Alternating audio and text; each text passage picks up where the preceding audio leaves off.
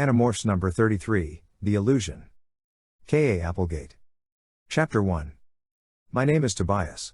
And I don't think I could have felt more uncomfortable if I'd just been asked to give an impromptu speech on the French Revolution in front of an all-school assembly. Well, okay. I guess that would be pretty bad. But this Friday night was definitely right up there. Back when I was a regular kid, school dances made me a little uneasy. I've always been a loner and all, and they just weren't my thing. But now that I spent most of my life as a red-tailed hawk, hunting, flying, protecting my meadow, dances made me feel even weirder. Bird boy at the ball. Why had I let Rachel talk me into this? I mean, what do you do with your arms? They just dangled there. Stiff. Awkward. And my eyes. I'd fix a stare on someone and forget, until it was too late, that people tend not to do that. A big, burly redhead noticed as the raptor in me burned a hole through his girlfriend. Jerk. Oops. Hard to remember I wasn't perched in a tree a half-mile away. I'd been cool enough at the last school dance. That was more of a group thing, I guess. Tonight it was, I don't know, a date? No. We were all there. Pretending to be acquaintances. I looked ridiculous, I was sure of it. And I was sure that everyone else thought so, too. Did Rachel? I glanced at her. She seemed impatient. Angry almost, as she surveyed the dimly lit gym in an absent yet determined way. They'd taped some helium balloons to the bleachers and draped strings of multicolored lights from the basketball hoops. We were down at the far end next to the DJ. So close to the speaker my eardrums were numb. Rachel was as beautiful as ever. Really? I mean, I wouldn't tell her this, but she made the other girls look pretty plain. Her gold hair gleamed in the strobe light. Her bright eyes caught mine. I knew she wanted me to dance with her. I just couldn't do it. My human body was sweating.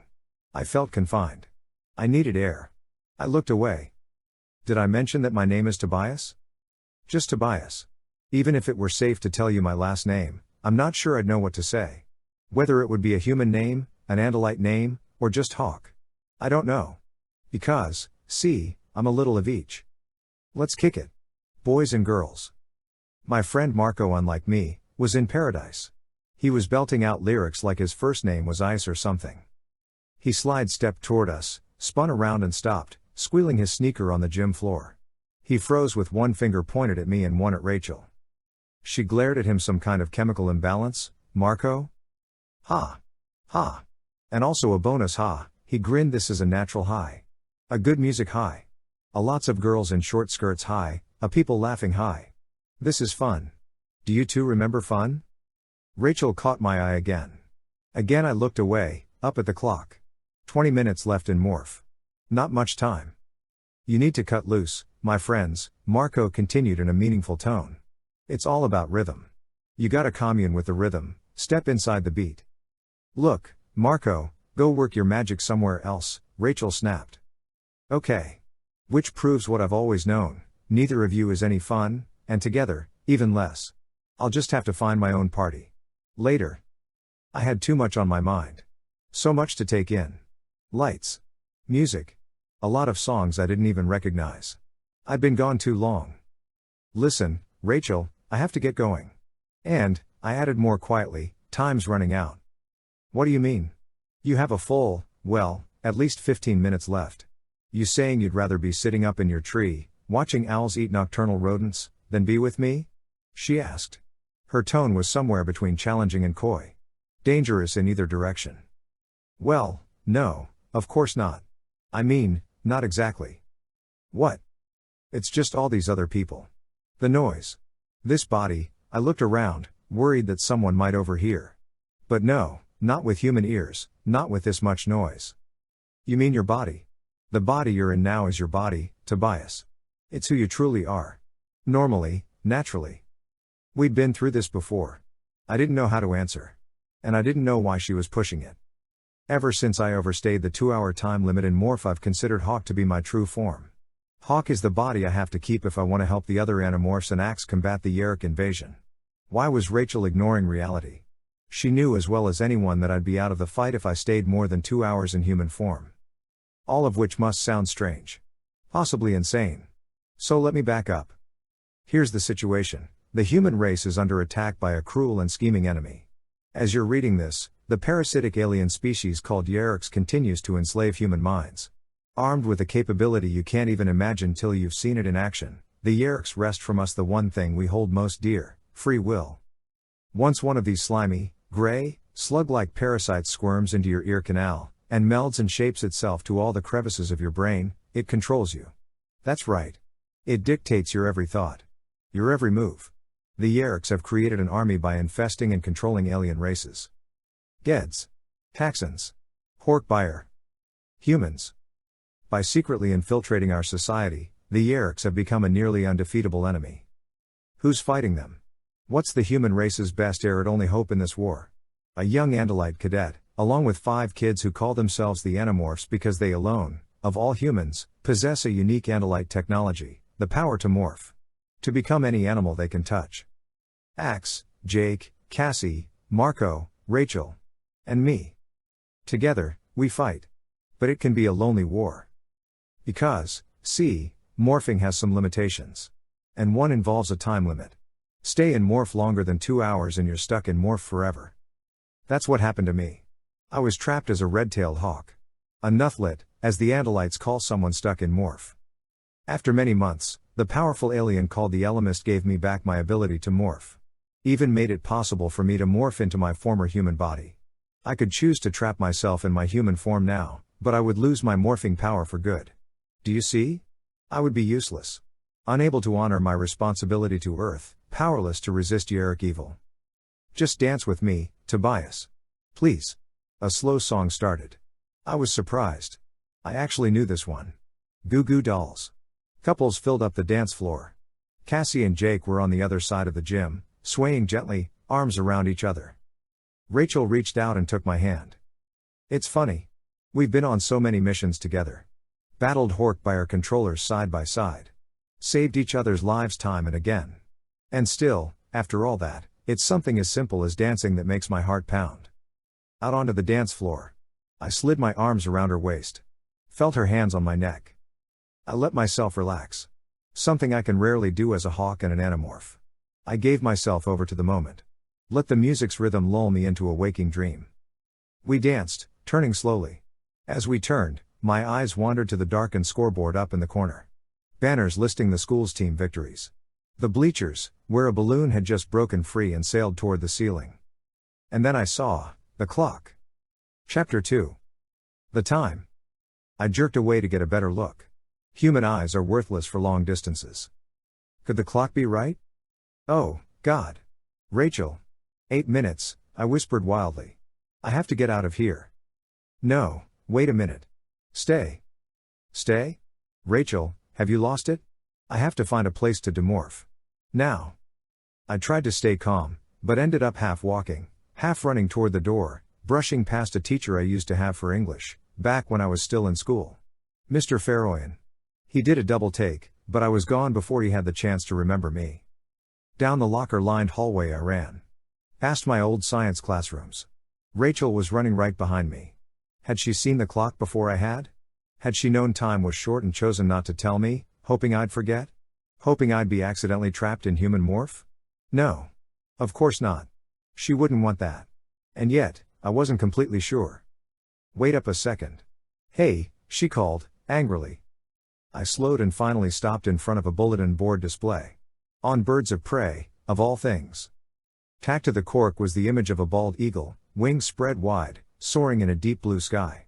And a northern harrier on a fence post, silhouetted against the clouds. Tobias, I want to explain, she broke off as her eyes followed mine to the picture of the red-tailed hawk and the caption beneath it. Longevity in the wild, it read. Almost never reaches the figures attained by captive birds guarded against disease and predation. A generous estimate, 18 years. Rachel stared at the wall. I looked at the floor. In an instant, the bulletin board display had thrown our friendship into the harsh light of reality. Rachel was a girl who could, on occasion, become a bird of prey. I was a hawk who could, on occasion, become human. Several big steps past being Montagues and Capulets like Romeo and Juliet. Remaining hawk meant meals of still living mice. Rachel was in my face, now. Intense, words spilling out. Look, the fight is important to us all, Tobias. So important to you that you've given up everything human to be a warrior. What am I even saying? You risk your life every day. I understand all that. I do. We're the same, you and me. Warriors. She paused to consider her next words. She was embarrassed by what she was about to say. Fighting to get past her embarrassment. But you've got to realize that there's more. I'm not just a warrior, she said, her blue eyes glittering so close to mine. I'm a girl. I'm trying not to let myself be dragged off the cliff, away from all normalcy, into this insane life we live. I don't like what it does to me, Tobias, and I need to be a girl again. I need a little bit of normalcy, okay? Not a lot, but some.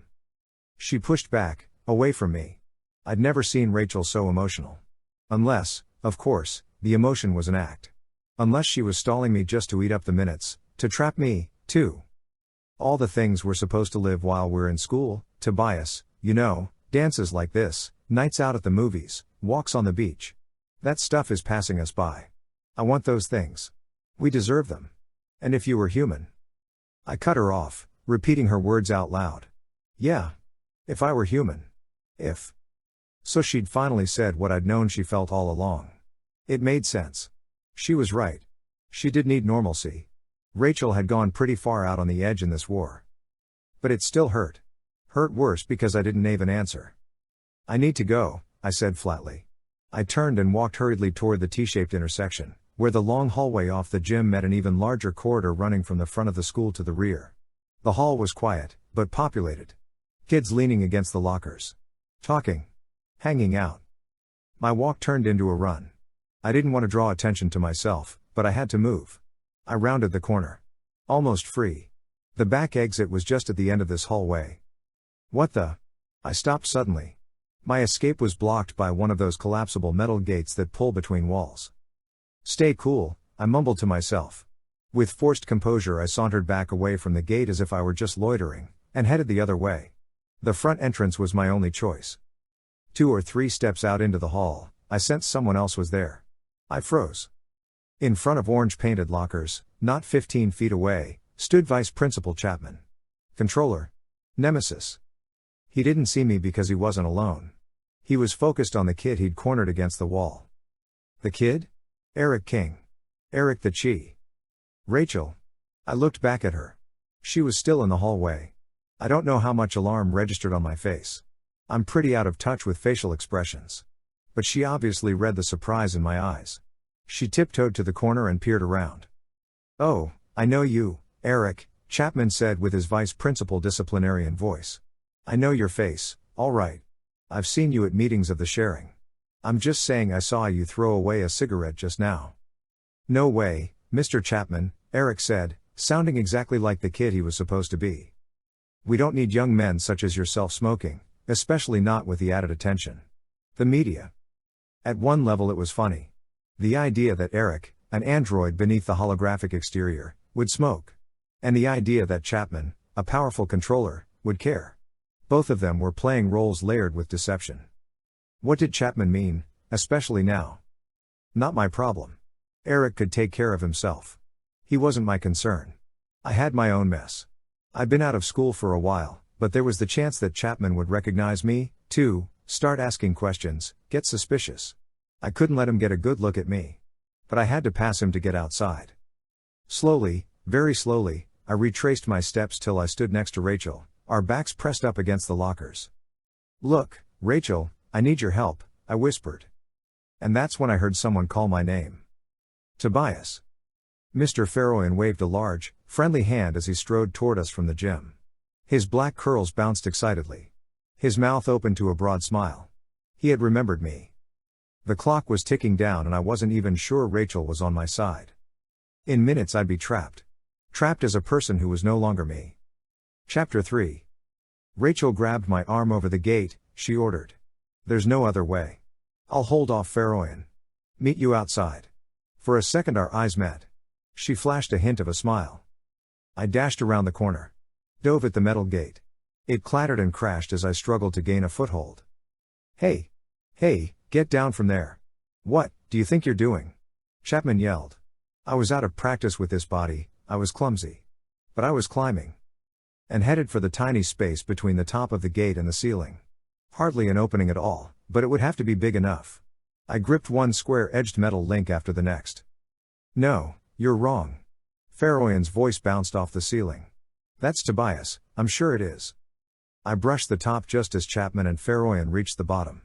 Chapman grabbed hold and the gate swayed. Son, listen to me. Get down from there. I hoisted myself up and through the gap. My chest scraped. I blew the air out of my lungs and pressed through the opening. My shirt caught a gate iron and held me. I thrashed. A shot of adrenaline hit me like a fist. The shirt ripped. I was free. I scrambled down the opposite side and jumped to the floor, turning to run even before I landed. I raced down the dim, empty hallway, footfalls pounding so fast the sound was nearly continuous. I wasn't running from Chapman. I wasn't running from Faroian, or the dance, or Rachel, or the Raptor display. I was running for my life. I dove at the panic bar, burst outside, and bounded across the field. Feet pummeled the earth. My chest heaved. The chill of night air enveloped me, night air that felt like home. Demorph. I screamed inside my head. Demorph now. I focused, I willed it with all that was in me. I closed my eyes. Nothing. Still nothing.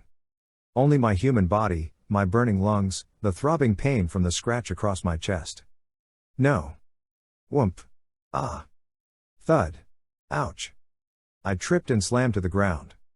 In the darkness not much was visible. A human arm against the dirt. Human fingers. And then. All I could see was a lattice of feathers spreading across the skin of my hand finally. My legs were shrinking, pulling and sucking up into my body. I felt my toes minimize, slowly fuse, then grow out again into 8 ripping, deadly talons. I looked toward the night sky, so relieved. So happy. And when, all at once, the brilliance and precision of hawk vision replaced fuzzy human sight, the number of stars multiplied. Hawk vision isn't worth much at night, it's true. Except for stargazing. All the dim little luminous points you can just barely make out as a human blaze into focus with hawk eyes. Tobias? I scrambled up, flapped my wings clumsily to steady myself. Mr. Faroian's voice was more tentative now, uncertain. He stood alone in the middle of the playing field, searching for me in the shadows. He was one of the few friends I'd had when I was in school. He was a teacher, but he was young, and a dreamer. I'd always thought he was like an older me. He gave up, and turned back toward the school. I struggled with the shirt Rachel had picked out for me to wear to the dance. It was still buttoned around my hawk body. I tore at it with my beak, stabbed at it with my talons. Finally, I was clear of it. It was tough to gain altitude in the cool air. I flapped hard and circled the school. No sign of Rachel. But I spotted Jake on the front steps. He was alone, thinking, I guess. Maybe just enjoying a minute of peace and quiet. I swooped in low to land on the branch of a birch tree a few feet above him. Hey, Jake. He looked up. Jake's my age. But there are times when his eyes are the eyes of a tired old man. Where have you been? Rachel said you were jammed. Guess you made it. Yeah. I felt pained by the possibility that Rachel might have been pulling for the time limit. I made it. Where is Rachel? Jake shrugged.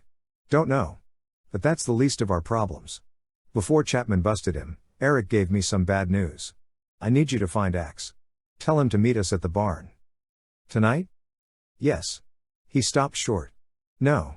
I mean, no. We can't tonight. We've got parents waiting up for us. Better tomorrow morning. Saturday. No problem. But what's up? It's the anti-morphing ray, he said. The Chi have lost track of it. I mean they've got nothing. Yeah? That's bad. I was having a hard time tracking. My mind was still back with Rachel and a ticking clock. Eric says the Yeerks are ready to test it. He paused for a beat. On a live subject. He let that one hang in the air for a minute. We both knew what it meant. The AMR. The ultimate weapon. A ray that could force us out of morph. Make us revert to natural form. We'd tried once to destroy it. We'd lost. Morphing was our only weapon. All we had. The Yeerks had to be stopped. No discussion. But how do you bust up a Yeerk plan when you don't know where to show up to? Hold up, I said. 3 chattering girls came out of the door and ran down the steps past Jake. Hi, Jake, one of them said. Yeah, hi, hi, he waved. The girl looked insulted. Brittany, Jake added, too late. Okay. We're clear, I said. Jake massaged his forehead with his fingers. Man, I don't even know the people in my classes anymore. You are a little busy. I said. Yeah. Look, find Ax. You and him.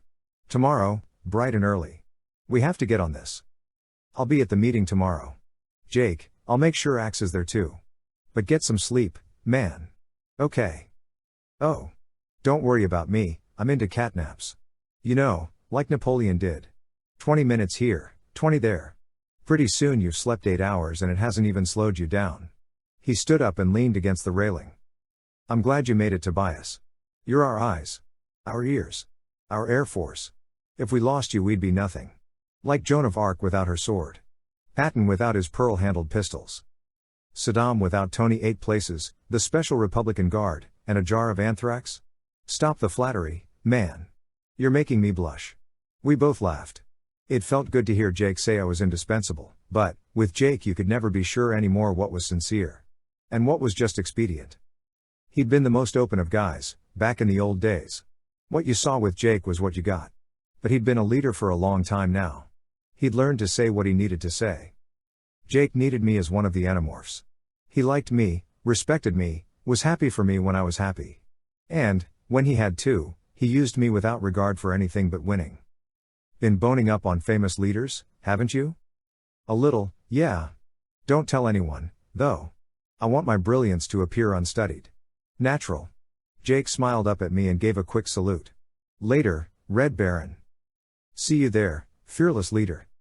I took off and winged toward Ax's scoop on air that was welcoming and crisp. Chapter 4. Cassie's parents were gone for the day. Her mom was working at the gardens. Her dad was at a vet conference. I was up on the usual rafter, keeping a lookout just in case. We were waiting for Jake and most likely Eric. Rachel was lounging on the hay bales, fighting to stay awake after a late night.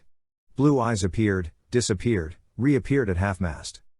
Ax, in Andalite form, stood nearby, a bizarre mix of blue deer, stalk-eyed boy, and scorpion. Funny how we'd all gotten used to seeing a creature so utterly inhuman hanging around. Cassie was preoccupied with a bald eagle, tending it even though she said it was living its final days. It had fought a terminal illness, and lost. It was hard to look at it. Feathers matted. A patch missing from the chest. A noble creature at the end of its time. I shuddered at the thought. Let me get this straight, Marco said. Eric got busted, not because he's an android walking the streets in a hologram shield. Not because he's an informant for the Andalite bandits. But for smelling like cigarettes? It was because Chapman knows he's a member of the sharing, Rachel said. Members aren't supposed to be troublesome. You know. More Boy Scouty than the Boy Scouts. Especially because they have this big thing going on, this new community center. There'll be media, there. Have to watch that image. The sharing is a Yeerk front organization.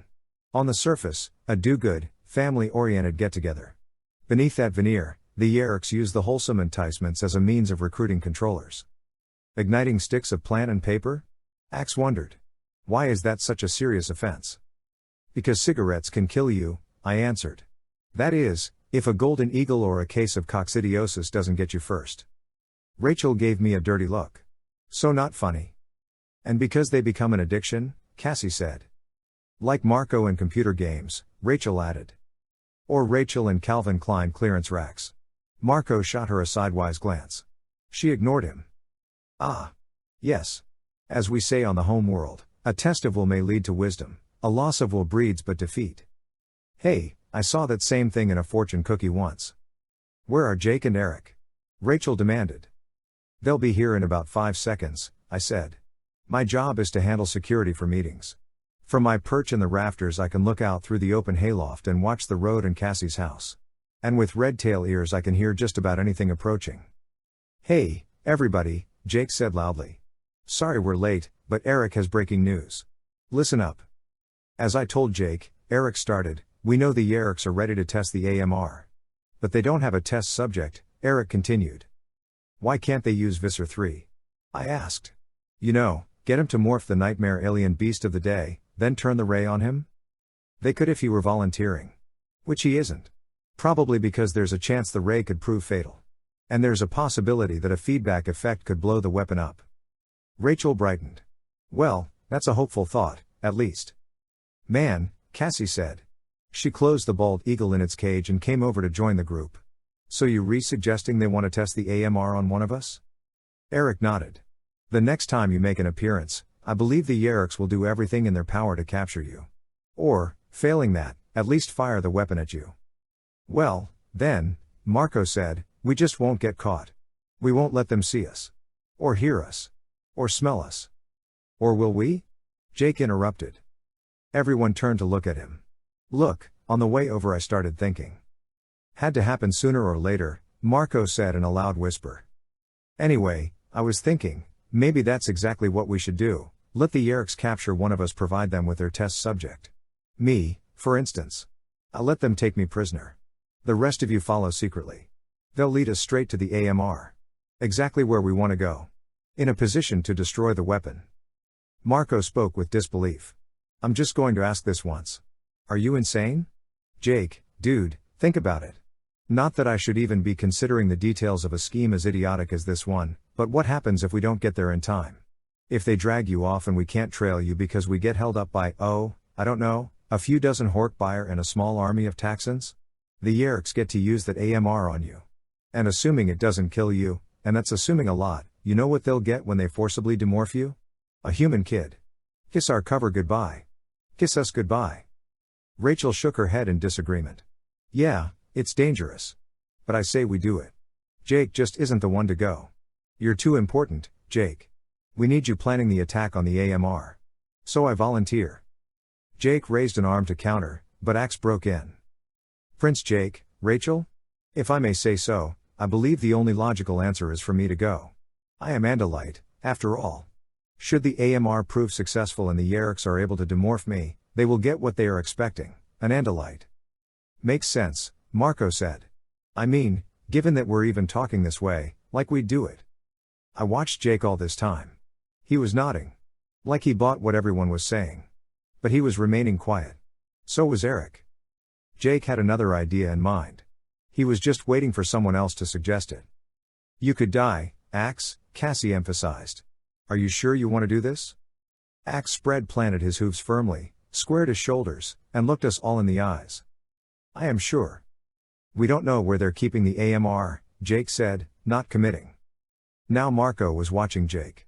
He'd seen the same reluctance I'd seen on Jake's face. The same holding back. We were missing something. I knew that much. I just wasn't sure what it was. And then I knew. Guys. Wait a minute, I interrupted. What is it? Jake asked. I swooped down from the rafter to the floor. Loose straw swirled in small eddies as I touched down. A ray of light from a crack in the barn wall bathed my feathers in yellow light. It was almost too much. Too theatrical. I half expected angels to hover up out of the hayloft and break into song. It's me, I said. I'm the one who has to go. Chapter 5. I saw the confirmation in Jake's eyes. And in the hologram that gave Eric eyes. Marco clicked about a second later. Look, they turn the ray on Ax and morph, right? I said. If it works they get an Andalite. And they get proof the AMR works. Cassie nodded, reluctant. Rachel kept her eyes down. She was biting her lip. Angry, sad, the two emotions are very close together in Rachel. I'm the one, I repeated. The Yeerks don't know Hawk is my true form. They'll think Hawk is a morph.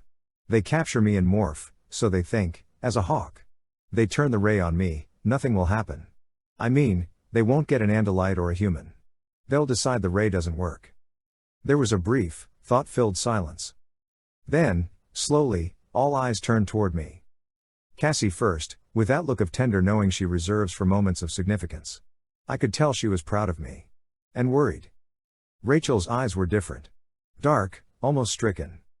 Marco sent an ironic bow in my direction. You're right, Tobias. Don't you wish you weren't? Jake made a face I see too often. It's a look of disgust. Disgust with himself. He hadn't wanted to single me out, make me go on what might be a suicidal mission. He'd waited till I could volunteer. Tobias is correct, Ax said. But the mission could last longer than 2 hours. To play the part convincingly, to make the Yeerks think you're an Andalite and morph, you will have to demorph to Andalite at some point, Tobias. I believe you will need to acquire me. Acquire you? Yes, of course. Acquire Ax? None of us had ever morphed an Andalite before. What would it be like? I felt a sudden, overwhelming rush of anticipation. Mixed with anxiety. I chose not to share it. Yeah, I might have too. I let it go at that. The trick now is to choose the best time and place, Jake said. We have to act fast. But we want to be in control of the capture as much as possible. And it has to look credible, Cassie added. I mean, the Yeerks have to believe it's a legitimate coup on their part. They can't suspect a setup. So, when? Marco asked. I say tonight, Rachel answered. She still looked troubled. Her enthusiasm sounded forced. Tonight is the first night of the Sharing's 3-day extravaganza with the new community center, Eric noted. Marco rolled his eyes. Yeah, we saw the ads on TV. Yeerk-a-thon. They built the new community center and now they're going to broadcast the dedication. Full media coverage. A huge deal. They're obviously drawing members from other states, going more nationwide. We were planning on being there one of the nights anyway, Jake said. To identify new full members and learn more about the extent of the Sharing's influence. I can't go tonight, not on such short notice, Cassie said. My parents will be back by evening. I can't just disappear. We can't pass up this chance to get close. I think we should risk it, Jake decided. The biggest night of the convention, award ceremony. My brother's actually slated to get an achievement award. I bowed out earlier when Tom asked me to go. There's some big outdoor banquet, with tents and music and games. I'll tell him I changed my mind. Yeah, Jake should go as himself, Marco said, snapping into his head of security mode. At an open-air function like that, you know Yeerk security will be out to nab anything that could be an Andalite and morph. The ants on the buffet table, the flies on the hamburgers, the birds in the trees. Jake's probably safest as a human, though not much help. If Eric's right, and they're looking to capture us, it means they'll be on the alert like never before. There's something else you need to know, Eric added. We do not think the Yeerks built this community center out of concern for the community. I'm shocked, Marco said, then laughed. We only have a few hints. Some vague information. But we think there is some underground construction there, probably a subterranean connection to the Yeerk pool. All eyes fixed on Eric. Oh, I like the sound of that, Marco replied sarcastically. Perfect. We can swing by the Yeerk pool and do a little damage on our way to save Tobias and blow up the AMR. Absolutely. Not a problem. Listen, everybody head home. Make contact with the parentals and meet back here early tonight if you can. There was energy in Jake's voice. We have work to do. And, Tobias? Yeah? Get some rest. This isn't going to be a picnic for you. Chapter 6. Ax and I were busy with our own preparations that evening. Ax climbed the steep rise of the hill near his scoop and I hitched a ride on a fading thermal. It was dusk. The sun was enormous on the horizon, about to disappear. Vibrant orange and purple warmed the forest. I landed on a low branch in a clearing on the hilltop. Tobias, Ax said as he reached the clearing, this is a special moment, is it not? How do you mean? I answered carefully. Well, you are, Ax hesitated in an uncharacteristic way. I mean, we are related, are we not? You are not Andalite, exactly, but you carry the Andalite heritage. I am glad you will have that DNA in you from now on. It is a very unique genetic mixture. Oh, we all know how much you think of your species, Ax, I kidded. I do hold Andalites in very high regard. It is true. But it isn't an unthinking allegiance.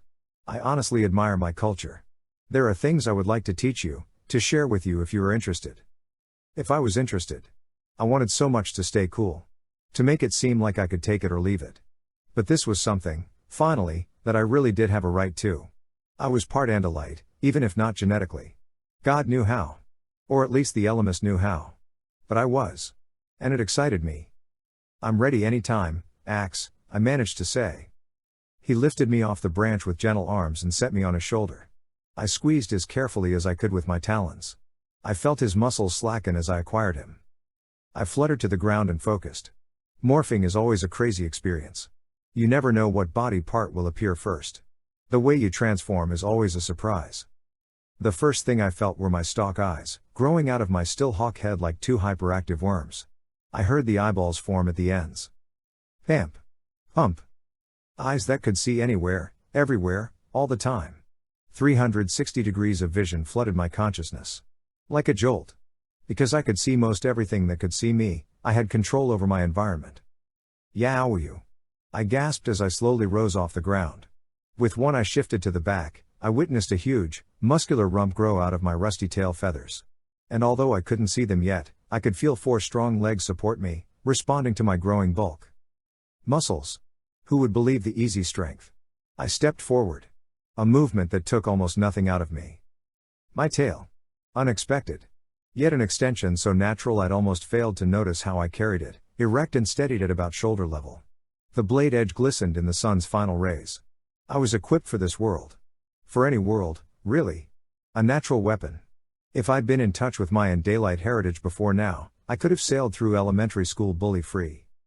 And then I recognized the Andalite mind. Yes, it was all the things I'd imagined it would be. Confident. Alert. Poised for combat. But there was another element that took me off guard. Something bubbling happily away beneath the rationality. Nothing giddy like a dolphin's playfulness. Something less simple. Optimism. That was it. Intense optimism. Man. I had no idea. I turned my head toward Ax. His eyes were smiling, the way they do. Keep in mind that you are experiencing instinct. The Andalite mind in its untrained state. Our culture teaches us to temper and control our optimism, to give equal value to realism. We have become, regrettably, a race of warriors. But that is in response to necessity. Down deeper, beneath that, I believe we are a peaceful species, in love with learning, not combat. But to learn, and to fight, you must be joyful. I think an ancient Andalite inscribed that on a shormeter. Ax whipped his tail blade through the air. Thwop. Shormeter? Tail blade carvings. Made by early Andalites. Mostly in the rocky outcroppings on the shores of the Elupra. We toured them once when I was much younger. Ah. In fact, it was on shormeters of the Elupra that I learned the early tail fighting masters spent a lifetime trying to cultivate and listen to instinct. Trying to forget what culture had taught them. Let the innate defense mechanism kick in, as you humans say. You should have a natural advantage in this regard, Tobias, Ax said as he swung his tail in a figure 8, stopping just a centimeter short of the tree trunk. That's not to say there aren't many maneuvers to be learned. I flexed the massive muscle that was my tail. I was tentative. I imitated the figure 8 exercise Ax was doing. I will teach you something, Ax said, backing up. A move I rely on frequently. The torf. You begin a common strike and then, millimeters before impact, twist your blade to the side, so that only the flat of the blade connects with the target. It won't do much to a horkbuyer, but it will knock a human unconscious. We will use this trunk as a target. Ax repeated the move in slow motion for me to see. But I wasn't paying complete attention. I could see in all directions at once. Front, back, left, right. At the same time. It is your turn. Ax motioned to me. I neared the tree, centered myself, and shifted my weight to my hind legs as Ax had. Now. Ax yelled. I let it rip. My tail hurtled toward the trunk. Thwop. Ah. Oh. Ouch. Ax? Yes, Tobias. You have impaled the tree with the tip of your blade. That is not the desired result. Yeah, I sorta guessed that. I yanked and twisted. I couldn't free my blade. You struck with impressive velocity, Ax observed. That, at least, is admirable. Yeah, great. You know you're a warrior when you take down a tree. And can't get your blade back. Ax grabbed my arms and leaned back. After a few seconds, Ax pulled so hard that when my tail came free, I rammed into him and sent us both tumbling down. We landed in a heap. 8 legs tangled. I should have let you familiarize yourself with the Andalite body before suggesting tail blade practice. We will refresh ourselves with a drink, and perform the evening ritual. We walked over to a nearby stream. Ax stuck a hoof in. So did I. I waited to see what I should do next. It was so pleasant, this cool, gurgling brook. So refreshing. So satisfying. Ax, this is very, very cool. Wait. What? I was drinking. I looked at my hoof. It looked normal. But the thirst in my legs was being quenched. It was amazing. It was also a little creepy. The very last glimmer of color was disappearing from the sky, absorbed by the mysterious indigo of night. Look to the last bit of orange, Ax said. That's how the ritual begins. I stopped drinking and turned all eyes on the stripe of color. From the rising of the sun to the setting, to its rising again, Ax said, we place what is hard to endure with what is sweet to remember, and find peace. He stopped. That's it? That is it. I like it. Me too. Chapter 7. Saturday night. The grandest night of the Sharing's giant publicity gala. I cruised over town, skimming above the neon McDonald's signs and telephone poles and car headlights, toward the new community center. Faint at first, then more definite, came sounds from the celebration. Voices filtered through night air. Jaunty strains of a jazz band, shrieks and giggles from the younger members. And above it all, over the acoustic wash that grew more insistent the nearer I got, boomed a deep, formal voice. Ladies and gentlemen, boys and girls. Good evening. Tall, white tents reached up into my airspace. Spotlights crisscrossed the sky. Stage lights illuminated the podium and the blue-suited master of ceremonies below. Round, white-clothed tables dotted the grass. Jake, Ax, I'm here, I called down into the crowd. As long as I stayed clear of the spotlights, I knew I could fly fairly low without being seen. Even so, I kept a sharp eye on the human controller security guards who lined the perimeter. I caught sight of Jake. In a dress shirt and tie, seated at a banquet table next to Tom, his dad, and his mom. You look extremely uncomfortable, I said in thought speak. He couldn't answer me. But he rolled his eyes in agreement, then turned his head to the right and nodded toward the buffet table. That's three, somebody exclaimed. Is he getting another one? The shouts were coming from the end, where an elderly man stood next to a cotton candy cart, surrounded by children. Son, I just don't think it's safe to give you any more. Where are your parents? I circled around, trying to see what Jake wanted me to notice. Trying to stay up, out of the lights. There was Ax, in human morph. Wisps of pink cotton candy streaked his hair, hung from his chin like a ghostly beard, and blew from his fingers as he forced his way to the front of the line. I laughed. Ax with a human mouth is dangerous. Andalites have only a vestigial sense of taste. Nothing like the explosive sensory overload from the human mouth. I looked back at Jake. He was shaking his head slightly, like an exasperated, but amused, parent. Axman. It's Tobias. You've got to get control of your morph. Right now. You can't make a scene. Tobias? Ax wondered in thought speak. Oh, Tobias. This cloud candy is superb. It is otherworldly. The way it melts on the tongue. It has mass, yet it is weightless. Oh, boy. Ax, where are the others? You're supposed to be helping me guide them. They're in fly morph, don't forget. They can smell dog poop and see about 6 inches, and that's it. Friends, the man at the podium continued. 3 words encapsulate the Sharing's appeal: opportunity, involvement, dedication, change. That's 4. There was a slight pause and feedback hum as he thought that one over. But then, that's just like the Sharing, isn't it? Exceeding expectations. The crowd cheered approval. Tonight we honor members who embody these words. Who, with their achievement, keep our organization running on course. Help. Help. Marco sputtered. Then added a violent, Ax. Marco? I cried. Marco, you in fly morph? Chocolate covered, man. I'm in the chocolate fondue and they've turned up the heat. Buffet table. Buffet table. I can't get out. Fondue? Ax asked. A warm pot of chocolate. Liquid. Brown. I couldn't think of how to describe it. From 50 feet up I scanned the buffet table.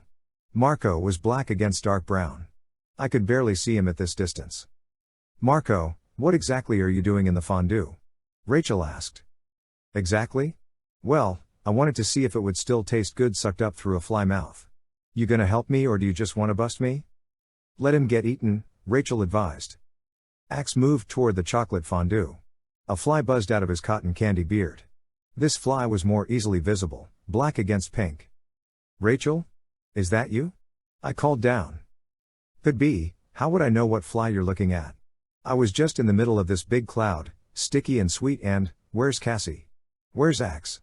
Man. 5 minutes in and we're all messed up. I'm fine, Cassie said. At least, I think I am. Okay, that is you, Rachel, just follow the cotton candy. It's Ax. The sticky cloud.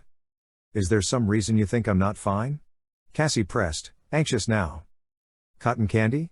Rachel said. Huh? What is he doing eating cotton? Oh, never mind. This year's highest honor goes to a young man who moved swiftly to the top of our ranks, the MC intoned. A devoted member of our community. Applause thundered through the crowd. Tom rose from his chair and accepted a plaque. What do you see? What's the matter? Cassie demanded. Nothing, Cassie. Tom's getting his award, I reported. Axman. Careful grabbing Marco. Cassie? Are you near Jake? Naturally Jake heard all this, since we'd included him in our thought speak. He was fidgeting. Nervous. Looking like he was about to jump out of his chair and run for the fondue. Or maybe just for the exit. Then I saw Jake's eyes roll up toward the sky in what could only be an expression of why me? I glanced back at Ax to see what had upset Jake.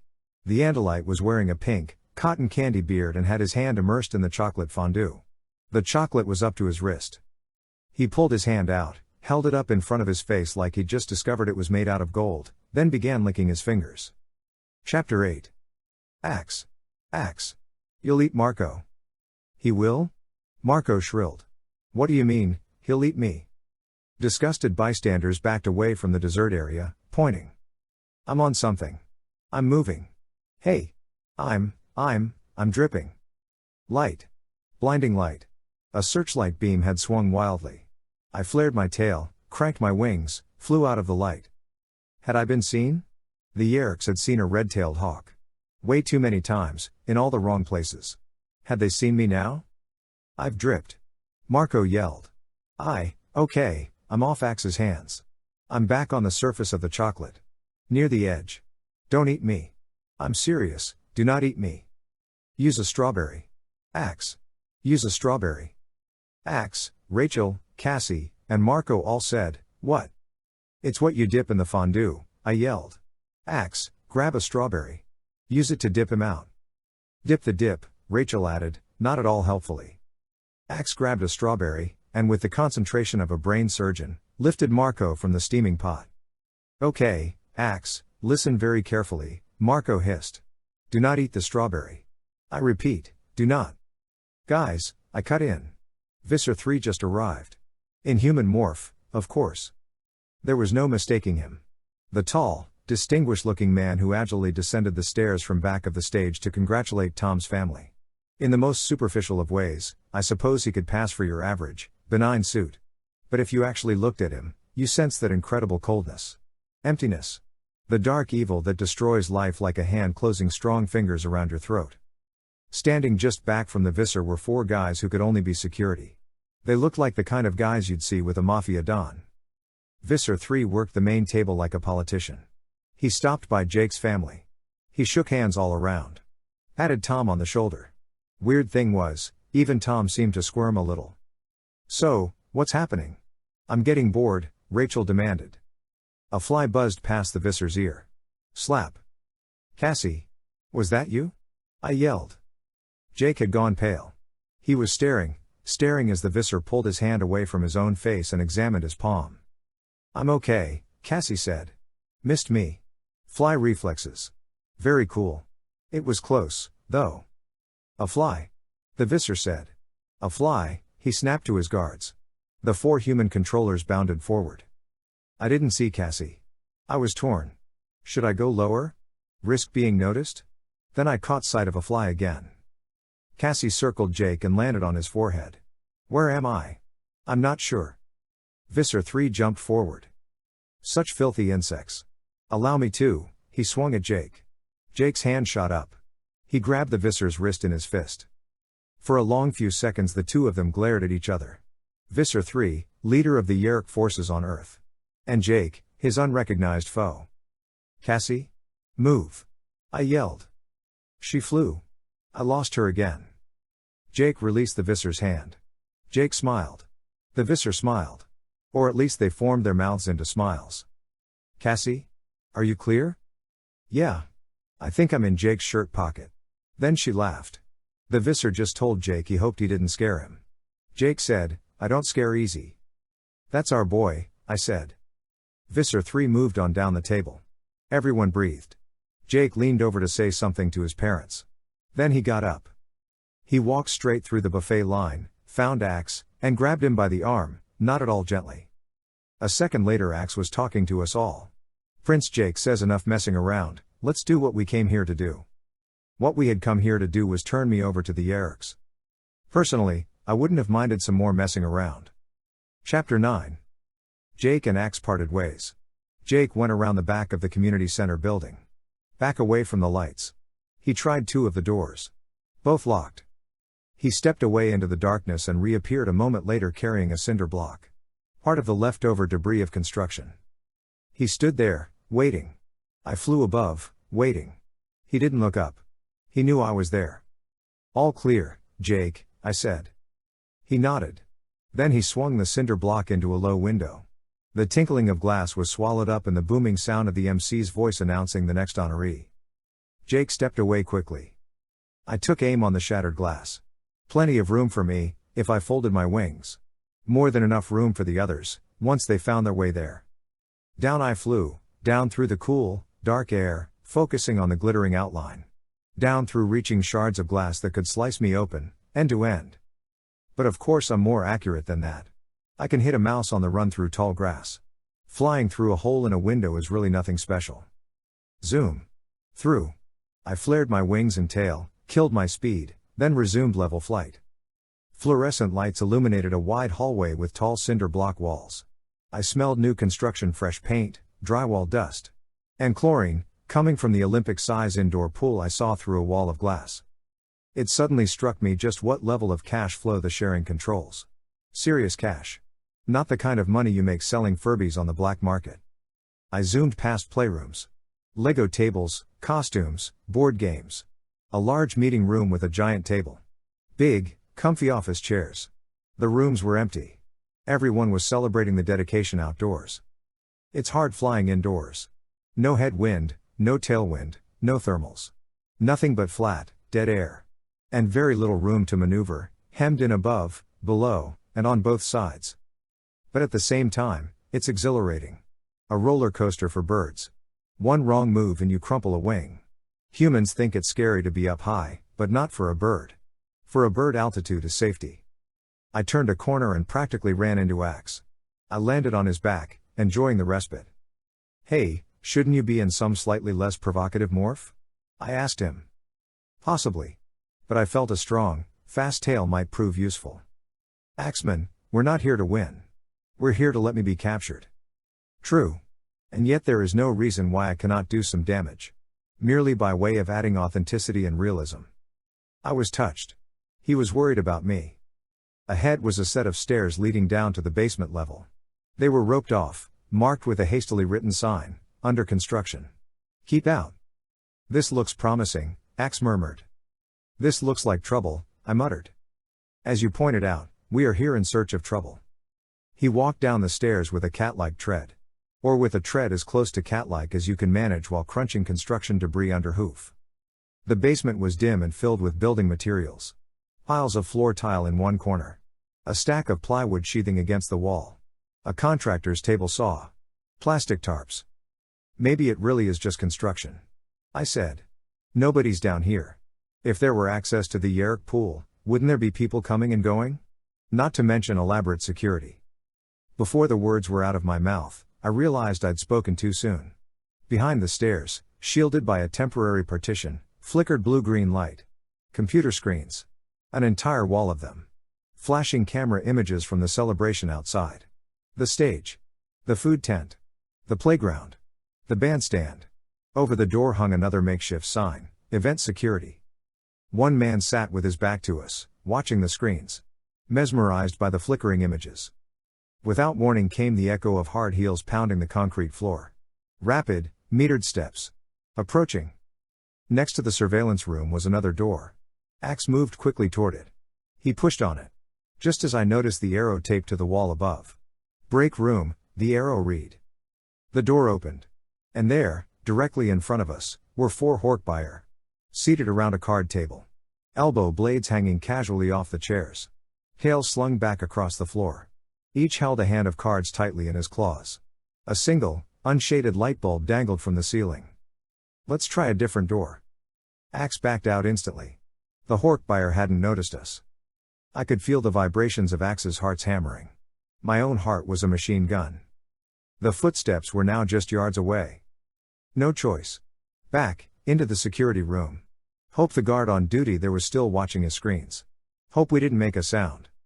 Ax spun, leapt, I slipped my hold, opened my wings, caught just enough air to keep from hitting the floor and followed Ax as he dived awkwardly beneath a steel table. Too much noise. The guard had to hear us. Had to. But no. Nothing. He still watched his screens. The enemy was out there, out somewhere in camera range. Not right here, in the same room. The footsteps from the hallway followed us. Stopped. 4 black boots, inches away. One pair was crusted with dried mud. See anything? Muddy Boots asked the TV man. Nah. Thought I saw some kid heading round the back. Then I lost him. An acknowledging grunt from Clean Boots. I wasn't too worried these guys would get us. Ax's tail was cocked and ready. The table would go flying and these two would be counting in base 5 before they could draw their weapons. But that would cause an uproar. The Hork buyer would come running, and it wasn't time for me to be captured. Not yet. Not till we knew where the secret entrance was. Funny I should think that particular thing. The next words out of the guard's mouth were, just left the entrance. Passed off my shift to Laxer 454. I was further forward than Ax. I could, by shifting ever so slightly, see the men. 2 guys who looked like regular security guards. Except for the Drakon beams holstered in their belts. Any animals? The TV man asked, never glancing away from the screens. He wasn't mesmerized by the screens, I realized. He'd been ordered not to look away. On pain of death. We kicked a few dogs. Sprayed some bugs. Waste of time, you can't keep every possible animal morph out of an open-air celebration. Could have told Visser Three that.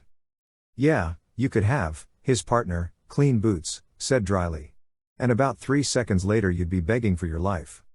A rueful laugh. Got that right. Anyway, I do have to see the sub-Visser about, ouch. What is it? Something stuck in my shoe, he knelt down to unlace it. His profile suddenly so close we could see the stubble on his chin. The pores on his nose. There was no way. No way he wouldn't notice us. Darn wood chips drive me crazy. Sharp like pins. I hate that lousy entrance shift, he muttered. Tramping around like I'm some human 8-year-old. The guard stood up, slipped off the shoe, and knocked it against the table leg, showering Ax with topsoil. And a wood chip. I breathed. Ax breathed. They walked on. Past us and toward the wall of cameras, where a man sat, his back to us, monitoring the pictures. Hello, Chief, they addressed him. Come to give our reports. Ax, I said tersely. Look at the camera images. He turned. Of the 50 or so screens, nearly half pictured the same spot. All from different angles, so it wasn't immediately obvious. But the more I focused the more I realized. Wood chips. It appears to be a sort of skeletal construction, of some sort. Metal components as well as wood. Its purpose is not immediately apparent. It's a playground, Axeman. Swing set. Jungle gym. And a tunnel. Chapter 10. It took an hour for Ax and me to extricate ourselves and round up the others. The big Yeerkathon was winding up. They were making closing speeches. The 6 of us were above and around the playground. While we'd watched, 3 people had crawled in through the kiddie tunnel. None had crawled out the far side. It was a pretty elaborate structure, really. 2 stories. Built of large posts maybe half the height of telephone poles. With a mesh net for climbing, a fireman's pole, a wide metal slide. And intricate covered catwalks. Far cooler than anything I'd ever played on. The playground itself was surrounded on 2 sides by trees, with an open playing field at the far end, and the community center wall defining the left side. We'd spotted guards atop the community center, guards in the woods, guards pretending to sit idly on the bleachers behind the batting cage. At least 8 human controllers were watching the playground. A lot of security for a jungle gym at night. A person was approaching, a man, feet crunching across the wood chips. It's Tacit, Jake said. He was in owl morph, with eyes that saw through the night like it was noon on a cloudless day. From the sporting goods store, Jake whispered. One of our known controllers. ID'd him at the Yeerk pool. Okay, we'll follow him in, Cassie said. Just tell us which way. Yeah, 'cause, see, we're blind down here. Marco, Cassie, and Rachel had stayed in fly morph. They would try and enter the tunnel. And come back out again. Ax was out of camera range behind some trees. He was standing between 2 guards, not 20 feet from either of them. Needless to say, he was standing very still. You should see a row of square lights, Jake directed. His owl morph was better for this kind of night work. I could see the flies. Jake could see them. Those are the windows of the community center. Keep those on your left. Okay, now I've lost one of you. Never mind, got you back. Close up. Stay together. Drift a little to the right. Now just hover there. I landed soundlessly on one of the jungle gym poles and perched still as a statue. I had seen the camera angles and knew where to be to stay out of view. Cassie stooped and disappeared under the slide. I see him, said Cassie. He's blue and green and there are about 90 pictures of him, but I definitely see him. Cassie and Marco flew behind Tacit. The cameras would never pick them up. But there might be other dangers. There were always other dangers. Red lights, I think, Marco called. I think maybe he popped open a hidden panel. Up under the slide. Possibly red light. Who can tell? You all know what fly vision is like. I felt the featherlight touch of Rachel landing on my back and nestling down under the feathers. I heard a faint cascade of beeps coming from below my perch. Deep. D. Tacit moved out from under the slide and crouched to enter the adjoining concrete tunnel. Come into my lair. Marco joked in a Dracula voice. Muo ha ha. The tunnel was large, like one of those big concrete sewer pipes. You couldn't quite stand up in it, but you didn't have to crawl, either. Tacit was about to go in when two other controllers poked their heads out of the tunnel. He backed up to let them pass. Which they did. Silently. Now we've got traffic, Jake said. Ax spoke up for the first time. Prince Jake, I see additional humans approaching. I may have to withdraw. Do what you have to do, but stay close for the big finale. You may need to remove one or more of the guards, Jake said tersely. Marco? Where are you and Cassie? You're out of my line of sight. We are right behind this guy's big butt, Marco said. And we see light at the end of the tunnel. Good grief, Rachel muttered. This is so not the time for your feeble attempts at being funny. Rachel always teases Marco. That was nothing new. But there was a deeper note of stress in her thought-speak voice. He's not kidding, Cassie said, surprised. There's an intense light. Although I'd say it's more toward the middle than the end. Looks like another control panel. Yeah. There. I'm landing on it. I think Tacit's punching in a code word, but, yeah. Whoa. He just punched whatever number I was sitting on. I heard a sound like a pneumatic pump, or a seal being broken, then a rush of air. PSSSSD. Whoosh. Ah. Yow. Two flies shot out the near end of the green tunnel, back to where they'd started. Yeehaw. Marco exulted. There's something in there, all right, Cassie said. With a serious pressure diff going. That was one heck of a ride. Okay, back out, Jake ordered. Cassie? Marco? You guys are done. Ax? Are you set? I heard a faint thwop. From the trees. Followed by a crumpling sound. A human would not have heard either noise. Yes, Prince Jake. I am in place. There is one less guard. Okay, me and Cassie wish you all luck, and we are motoring on out of here, Marco said. Then he laughed. The Yeerks have no respect for our intelligence, do they? Like we wouldn't know this was a trap? Like we'd think a sewer pipe in a playground was a sensible entrance for the Yeerk pool? A setup, Rachel said. Bait. Maybe they figured that even if we sensed a trap we couldn't resist. Yeah, and it turns out they were right, Cassie said darkly. But there are two levels of security, over and above the guards, I pointed out. That seems meticulous, doesn't it? Code-activated panels under the slide and in the tunnel? If they want us in, why make it complicated? Not the easiest thing to infiltrate. Unless we were to forget stealth, Rachel remarked, with growing excitement in her tone, and go with the old standbys. What are those? Force and surprise, she said. Then she laughed self-consciously. Marco said, you know, Rachel, when you're in Fly Morph, talking ruthlessly about guerrilla warfare, and force and surprise and all, I just find it so exciting, and yet disturbing. You know? Like a Britney Spears video with tanks. Well, okay, it's a trap, I said. A trap is what we came for. Let's just get this over with. Nobody said anything. Everyone knew that's what needed to happen. We discussed it. Planned it. It was just that none of us had ever willingly surrendered before. Another controller walked out of the community center and started across the wood chips, toward the slide. Okay, Tobias. You ready? Jake asked. Can't say I'm looking forward to it, I said. But yeah. Rachel? Me? Who do you think you're talking to? She feigned surprise at his question. Bring on the ambush. But I heard the struggle in her voice. She was masking concern. Why? Rachel never worried. At least not about herself. Tobias? she said softly in private thought speak. What is it? Do you want out? No, of course not. It's not that. She paused. Listen. You take care of yourself. I mean, be careful. Okay? Whatever happens? If it comes down to it, save yourself and forget the stupid mission. I smiled inwardly. She was concerned about me. If I had been human, looking into Rachel's eyes, feeling her next to me, I might have, but she was a fly on my hawk body. Which was good. I could keep my cool. A hawk's feelings aren't exactly visible to others. I will, I said simply. Then added, I have a lot to lose. Chapter 11. Everyone out. Everyone but Tobias and Rachel, Jake ordered.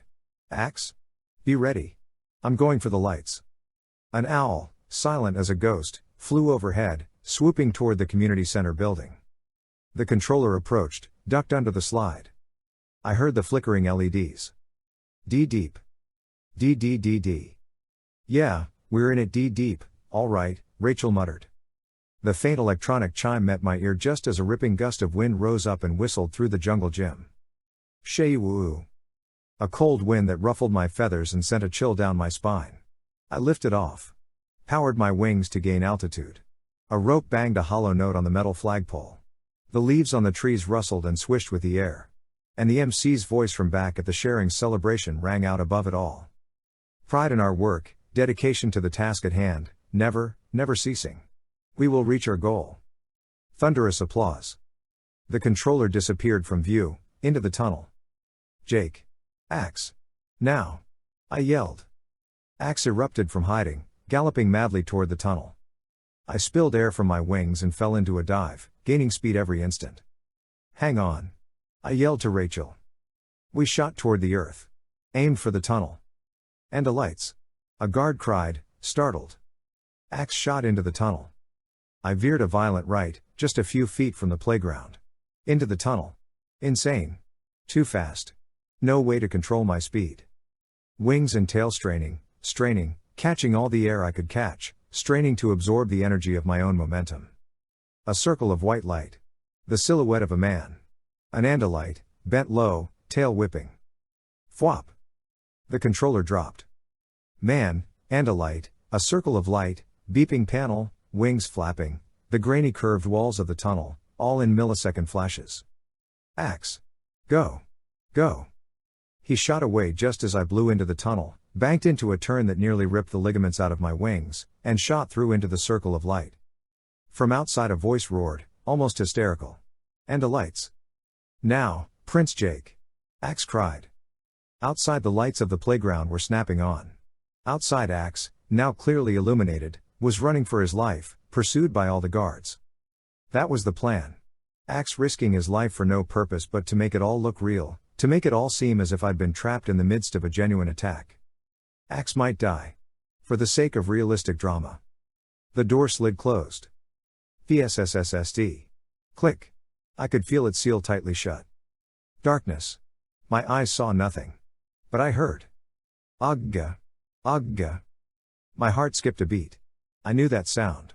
The throaty, heavy breathing of Yeerk-infested Horkbuyer. Pumped up. Ready for action. Are we in? Rachel called. We're in all right, I whispered. And we're not alone. Chapter 12. Lights on. Massive, spiky shapes. A wall of seething Horkbuyer. 3 dozen, maybe more. Waiting for me in the brightened passageway. And a girl. A human. For a millisecond I thought, no, of course it wasn't Rachel. This girl was a couple of years older. Tall, thin, blonde. Sleek chinos, leather loafers. A knit top even Rachel would admire. Preppy. Supermodel. Yeerk. I was speechless. Only one of you? And in bird morph? She sneered. Oh, well, she continued confidently. With one in hand, we'll soon catch the others. Chapman cleared his throat. I hadn't even noticed him, standing there right next to her. A bird in the hand is worth 2 in the bush, he offered, smirking. Shut up, Chapman, the girl said calmly. You sound like some pun-spouting villain from a Batman movie. Yes, ma'am. Excuse me, ma'am. I mean, Visser. Visser? She stared at me like she could see right into my mind. Like she knew who I was, what I was. And wanted to hurt me because of it. I swallowed hard. Tobias, what's going on? Why aren't we moving? Rachel was all energy. Put up a fight. Let 'em know you don't want to be here. Come on, play the part. Right. She was right. I let out a screeching cry. More for effect than for anything else. Hoping to scare them. They shuffled a bit as I flapped up. And then, airborne, I lunged at the nearest monstrous mass. Galash. Ah. My outstretched talons gouged his eyes. Wrist blades slashed the air around me. The blade sliced an inch off my tail. I couldn't steer. I struggled to compensate with wing angle, to circle back and strike again. Whack. Whumph. Ah. Something hard hit my head. The sub-Visser's arm. What? Rachel yelled. I crumpled to the floor. Face down in a heap. We're down.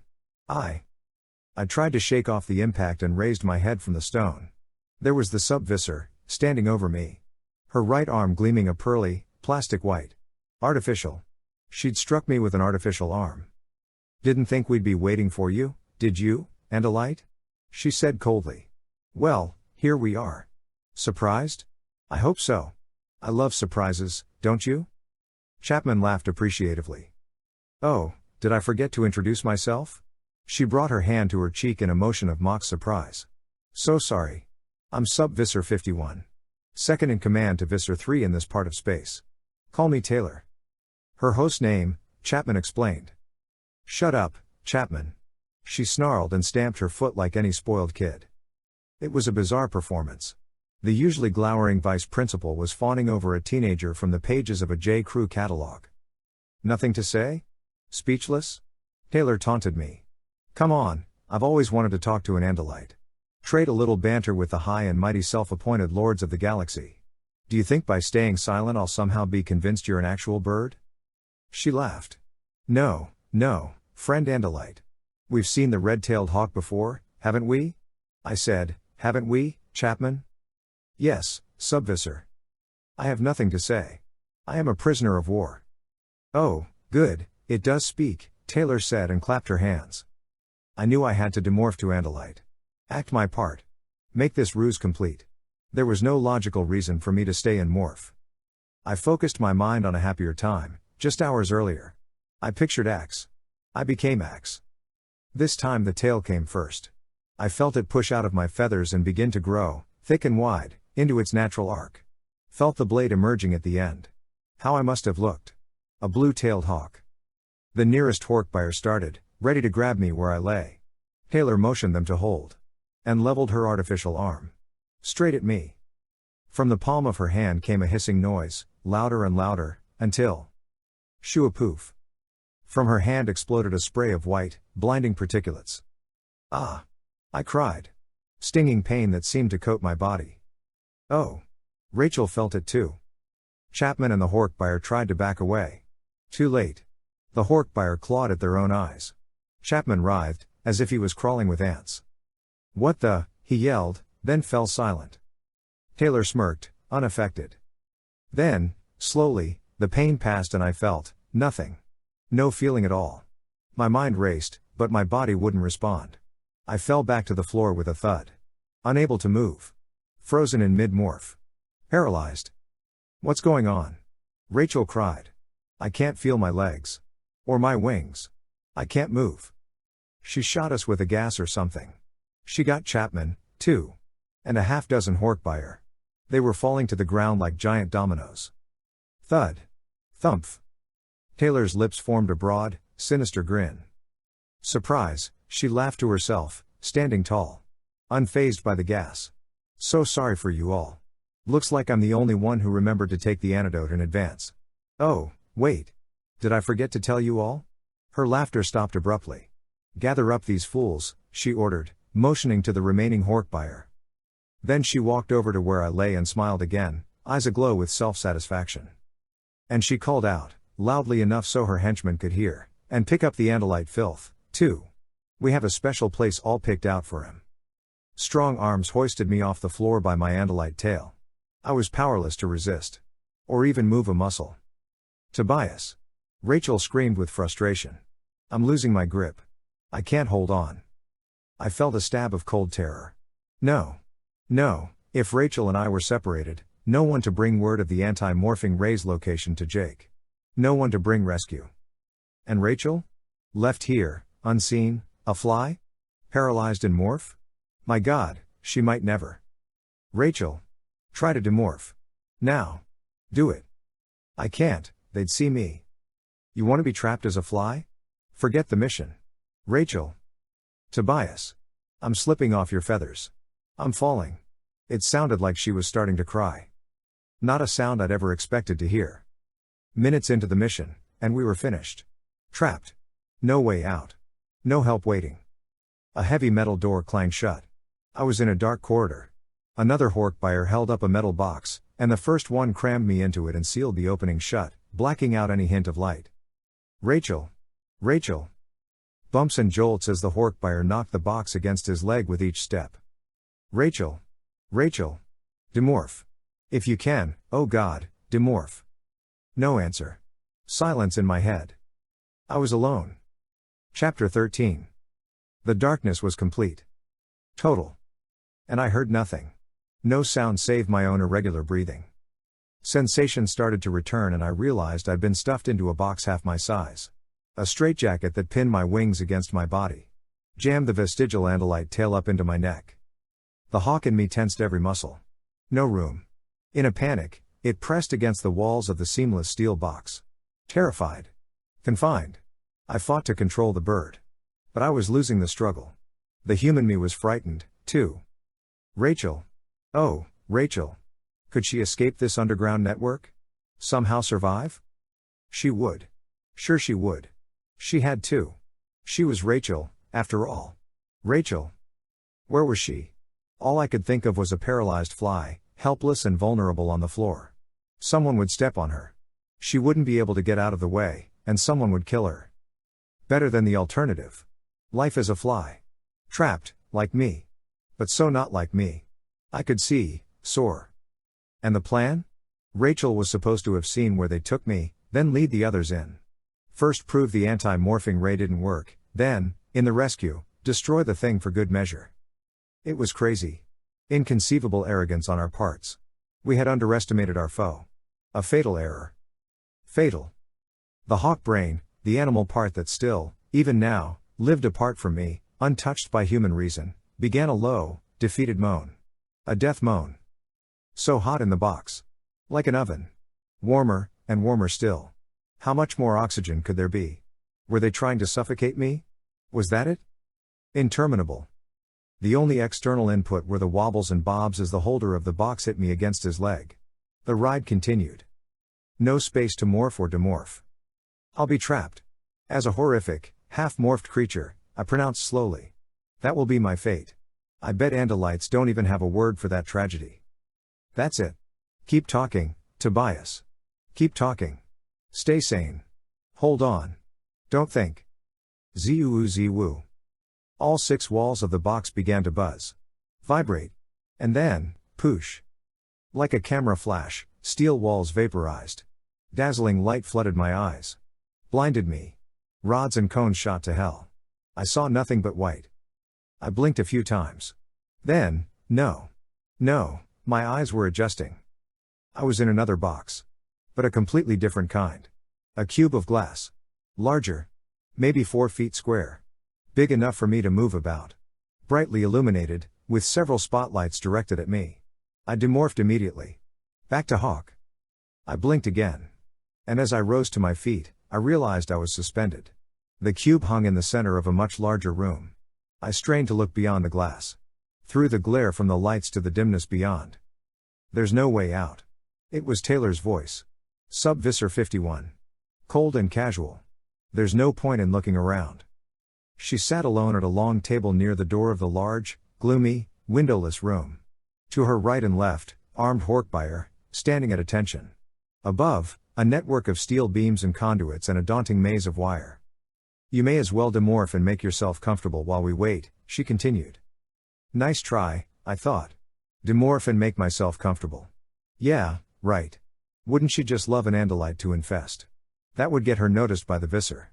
Why don't I plunge my head in the sludgy Yeerk pool while I'm at it? No? She prodded, mocking. Don't want to demorph? Worried about that whole Yeerk in the head thing? That's okay, my little Andalite birdie. You stay just the way you are. For now. I looked again at the glass walls of my cube. Smooth and thick. Flawless. Featureless, except for one small, inset panel. In the panel were 3 circles. 3 discs like oversized elevator buttons. They were colored. 1 red, 1 blue, 1 black. Ah, I see you've noticed the control device. There's a little experiment to be carried out as soon as Visser 3 arrives, she said knowingly. This device is state-of-the-art, Andalite. The very latest in Yeerk technology. A little experiment? Control device? The anti-morphing ray. That had to be it. Right? I reached forward with my beak to touch the panel. She-whack. Q-whack. Force field static crackled and hissed. An electric jolt grabbed my beak and sent a shock through my body. From wings to tail and back again. I collapsed, stunned, to the floor. Ouchie, Taylor said. Chapter 14. There was a loud banging on the door. 2 Hork buyers scurried to open it, knocking into each other on the way. A clatter of arm blades as they struggled to disentangle themselves. One finally made it to the door. Superb, the Visser muttered as he swaggered into the room. It now takes 2 of you to open a door, I see. Yes. Excellent. He strode, with graceful Andalite steps, toward the center of the room. He paused briefly to grind a hoof into one of the offending Hork buyer's toes. A muffled cry. The Visser boomed in public thought speak, pausing in mid-sentence to turn all 4 eyes on me, detained. My breathing stopped. My stomach was stone. The darkness in his gaze was terrifying. We had met many times, he and I, but visible through those Andalite eyes was an evil that still struck fear in my heart. Still gripped me with hopelessness and despair. Perhaps it was the knowledge that this Yeerk had managed something that years of battle had been unable to do, take down the great Elfhanger. Stamp out that brave warrior's life. Or maybe looking into Visser Three's eyes made me face the hard reality that despite all our campaigns, the numerous ways we've succeeded in weakening and slowing his invasion of Earth, this Yeerk still stood powerful and strong. Was he just lucky? Or was he really smarter than we were? Would he always triumph? Would we never be able to end the invasion? To change the course of humanity's future? He looked away and released me from his hold. Urgent business? The sub-Visser inquired with interest. I was detained by the festivities outside, the planning of our new base, the reassigning of duties to more, trusted officers. He scanned the room like the Queen of Hearts, looking for someone to behead. And, oh yes, he intoned, smoothly reversing the pivot of his stalk eyes to rest on me, by a small and trivial matter of an Andalite bandit found in the woods. We followed him from here, back to his pitiful shelter. I was stunned. Surely this was a bluff. Surely Ax had gotten away. The Visser waited, clearly hoping to get a rise out of me. We destroyed the scoop, of course. He paused again. Touchingly primitive the way Andalites live. You're a claustrophobic species, aren't you? Always craving the open air. Well, your compatriot is now random atoms floating in open air. Taylor laughed appreciatively. I said nothing. And a hawk face shows no emotion. The Visser seemed a little disappointed. Several other Andalites were found trespassing on community center property. But you can rest assured, sub-Visser, that they were disposed of. No. I refused to believe him. If he'd found anyone in Morph, he'd have brought them straight here, to test the ray. We were too valuable as guinea pigs. Lies. Yes. Well. His stalk eyes drooped slightly. Shall we proceed to the matter at hand? I think our friend here has waited long enough. Yes, Visser, Taylor answered obsequiously. Well, then. Doctors Sinigert and Singh. My 2 devoted scientists. He searched the room. Where are they? The door was opened again. This time by a single Hork buyer. 2 small human controllers in white lab coats emerged timidly. They looked haggard. Like they hadn't slept in days. They gaped at Visser 3, then looked away. One carried a thick, softbound manual, the other, a large tabletop device. A replica of the 3 buttons in my glass cube. They set their items cautiously on the table in front of the Visser. Are you quite ready? The Visser asked solicitously. Yes, yes. Then proceed before I lose all patience. They moved quickly, clumsily, shaking. One of them stumbled, running over to a large object that looked remarkably like the kind of telescope an amateur astronomer might own. The telescope-like device was aimed at me. Dr. Singh flipped several switches on the base and shaft of the instrument. The other man appeared to connect power to the three-circle device. The two men then stood together. Their expressions were a disturbing mix of hope and pride and terror. Together they pressed sweaty palms down onto a large black button. I would have laughed, if I weren't sick with fear. They were like a pair of hopeful kids in a science fair being judged by a psycho killer. The corresponding black circle in my glass cube glowed with an eerie light. I closed my eyes, hoping the ray wouldn't kill me, but knowing full well that it could. I waited. My body tingled ever so slightly. Whomp, whomp, whoomp. A strained noise, like a helicopter at liftoff, or an old car engine turning over. Whoomp, whoomp. I opened my eyes. The two little scientists looked unsettled. Their eyes darted nervously from the telescope object to their charts, to their controls, to me. Then slowly, they turned their faces to Visser Three. A very noisy machine, the Visser called loudly. You'll want to work that out now, won't you? Smooth out the details. Fine-tune the instrument. At this point the scientists' faces grew flushed. Perspiration beaded on their brows. They flipped rapidly through pages of calculations. One climbed up onto the machine with a wrench and began to peel off the outer body. A wrench. How high-tech, I thought. I don't understand, one of them said breathlessly. It is impossible for it not to be working. Impossible. He ran toward me. Stood on tiptoes to peer at me and my cube. I was still a hawk. I had not demorphed. For the very excellent reason that I was not morphed to begin with. It must work. Visser, it must work. It does work. It works, Visser, somehow. Taylor rolled her eyes and sighed. Visser Three stood completely immobile. A stillness filled the room. I would not have been surprised to see an actual column of steam rise from his head. He uttered a single command. Feed them to the Taxons. Slowly. No, Visser, no. You don't understand. This must be some sort of Andalite trick. It is inconceivable that the ray should not work. The other one held up a paper brick of calculations and shook it desperately. Look through our work, Visser. You will see that it is perfect. That the work is valuable. That we are valuable. It's not my fault, a wild-eyed, weeping Dr. Sinegert cried. It's him. He's a saboteur. A traitor. Visser Three stared hard at me with his main eyes. I stared back. Did he suspect? Did he guess that this game was rigged? I don't have time for this, he said, disgusted. This Andalite is all yours, Sub-Visser. Make the Andalite demorph. Infest him. I leave the task to you. This is your specialty. Do not disappoint me. He walked leisurely toward the door. Hork-Buyer grabbed the scientists. The struggle was brief. A hatch opened in the floor. A grate I had not noticed. From it issued the snorts and sloshings of hungry Taxons. No. The Hork-Buyer looked more interested now, as they dangled first one, then the other scientist down into the pit. I looked away. I could do nothing to shut out their howls of pain. Howls of pain that went on till, at last, with the Visser gone, the Hork-Buyer released their hold and dropped the controllers into the pit. The floor closed up. The Sub-Visser looked shaken. Maybe she guessed that she had just glimpsed her own future. But I watched her work to recover her strength. Her ruthlessness. Eyes that had held faint traces of pity hardened again. You can make this easy, Andalite, she said slowly, deliberately. Or you can make it horrible. She paused. It's all up to you. Chapter 15.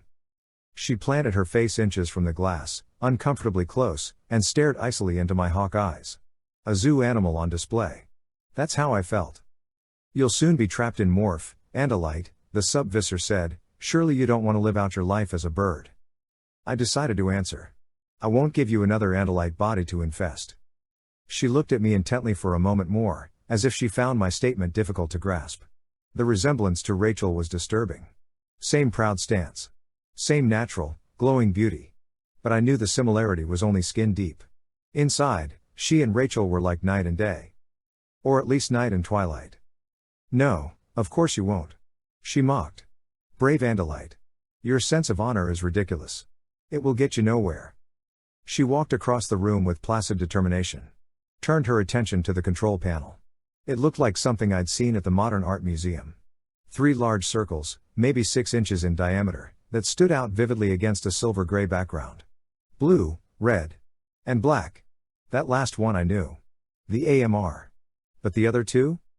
She hesitated before the panel, almost like she was afraid. Then suddenly, startlingly, slammed her hand down on the red button. The circle in my cube glowed a deep crimson. I watched it pulsate with color. And without warning. Ah! It struck like a knife. Staggering, twisting pain that sliced through to my bones. A dagger, twisting. Ah! Sharp bursts of pain knocked the wind out of me. I gasped. Demorph, Taylor said. I was silent. Impossible to respond.